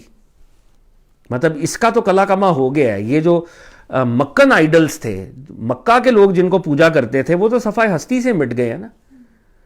لیکن اس سے ایک یہ روایت بھی میں نے اس لیے پڑھی ہے کہ یہ آفٹ کوٹڈ روایت نہیں ہے، لیکن یہ روایت ہمیں سوچنے پر مجبور کرتی ہے کہ آئیڈلز کا اور نیگیٹو انرجی کا کوئی آپس میں تعلق ہوتا ہے. آئیڈل تو اس کی ایک مینیفیسٹیشن ہے اصل میں، اور اس کے پیچھے نیگیٹو سیٹینک قوتیں کار فرما ہوتی ہیں. تو خیر یہ ایک مسٹیکل سی بات ہے، مگر یہ روایت انٹرسٹنگ ہے. اور صفی الدین مبارک پوری جو کہ اہل الحدیث سلفی اسکالر ہیں، انہوں نے بھی اس کو ریکارڈ کیا ہے. تو یہ اس کا مطلب ہے کہ یہ دنیا صرف وہ نہیں ہے جو ہمیں نظر آ رہی ہے. اس دنیا کے اندر غیب کے اندر جو چیزیں ہمیں نظر نہیں آ رہی وہ بھی ایگزسٹ کرتی ہیں، ان کا اپنا ایک میکانزم ہے. اور اگر ہم پازیٹیو سائڈ پہ جائیں تو وہ تصوف کی ایک لائن ہے، نیگیٹو طرف جائیں تو وہ ایول سیٹینک راستے ہیں. تو جیسے ظاہر کے اندر ہم نیک ہیں، راست گو ہیں، سیدھے رستے پہ چلتے ہیں، اس طرح باطن میں بھی دونوں رستے موجود ہوتے ہیں. تو یہ بہرحال ایک سوچنے سمجھنے کا ہمارے لیے ایک پوائنٹ ہے. ہم آج یہیں پر کانورزیشن کو کلمنیٹ کرتے ہیں، روکتے ہیں. فتح مکہ کے بعد پروفٹ صلی اللہ علیہ وآلہ وسلم مکہ میں ہی اسٹیشن تھے، تو آپ نے 2 مہمیں کی ہیں. آپ حنین کی جانب گئے ہیں اور طائف کی جانب گئے ہیں، پھر آپ مکہ واپس آئے ہیں، اور پھر مکہ سے آپ مدینے کی طرف گئے ہیں. تو اس کے احوال جو ہیں ہم انشاءاللہ بشرط زندگی کل جو ہیں اس کا مطالعہ کریں گے. ہم اللہ تعالیٰ سے دعا کرتے ہیں، ذکر میں جو کمی کوتاہی ہو گئی ہو بارگاہ رب العزت میں توبہ کرتے ہیں. اللہ ہماری توبہ کو قبول کرے. اس ذکر سے ہونے والے نور کو، ریوارڈ کو نہایت عاجزی کے ساتھ تمام انبیاء کی ارواح کی خدمت میں پیش کرتے ہیں، سرکار دو عالم صلی اللہ علیہ وآلہ وسلم کی بارگاہ میں پیش کرتے ہیں. اہل بیت اعظام، صحابہ کرام، خلفائے راشدین، اولیاء کاملین کی بارگاہ میں پیش کرتے ہیں، قبول و منظور ہو. رب العزت سے دعا کرتے ہیں اپنے درجے پر شیخ علی بن عثمان حجویری، شیخ عبد القادر جیلانی، سید میرا حسین زنجانی، رب العزت ان ہستیوں کے درجات کو بلند کرے. رب العزت سے دعا کرتے ہیں کہ قبر میں، حشر میں سرکار دو عالم صلی اللہ علیہ وآلہ وسلم کی پہچان نصیب ہو. کل قیامت میں آقا کے مبارک ہاتھوں سے حوض کوثر پر جام نصیب ہو. آقا علیہ الصلوۃ والسلام کے پاک جھنڈے تلے جمع ہونے کا شرف حاصل ہو. آقا علیہ الصلوۃ والسلام کی شفاعت نصیب ہو. ملک پاکستان کی خیر، بانیان پاکستان کی ارواح کے رب العزت درجات بلند کرے. حضرت محمد علی جناح، جناب علامہ اقبال رحم اللہ، جو مجبور مقہور مسلمان ہیں دنیا میں کہیں بھی ہیں، رب العزت ان کو پروٹیکٹ کرے. خاص طور پہ ہمارے کشمیر کے بہن بھائی، فلسطین کے بہن بھائی، رب العزت خصوصی کرم نازل فرمائے. اور کل انسانیت کو رب العزت یہ شرف عطا کرے کہ وہ نبی صلی اللہ علیہ وآلہ وسلم سے جڑ سکیں، نبی صلی اللہ علیہ وآلہ وسلم کی نورانی تجلیات کو وصول کر سکیں. اللہ تعالی ہم سب پر فضل اور کرم کا معاملہ فرمائے اور ہمارے ذکر کو ہمارے عمل میں بھی مینیفیسٹ کروائے. اللہ تعالی ہم سب پر کرم کرے، آمین یا رب العالمین. انشاءاللہ کل یہیں سے ہم اپنی کانورزیشن کو آگے لے کے چلیں گے. تھینکس اے لاٹ.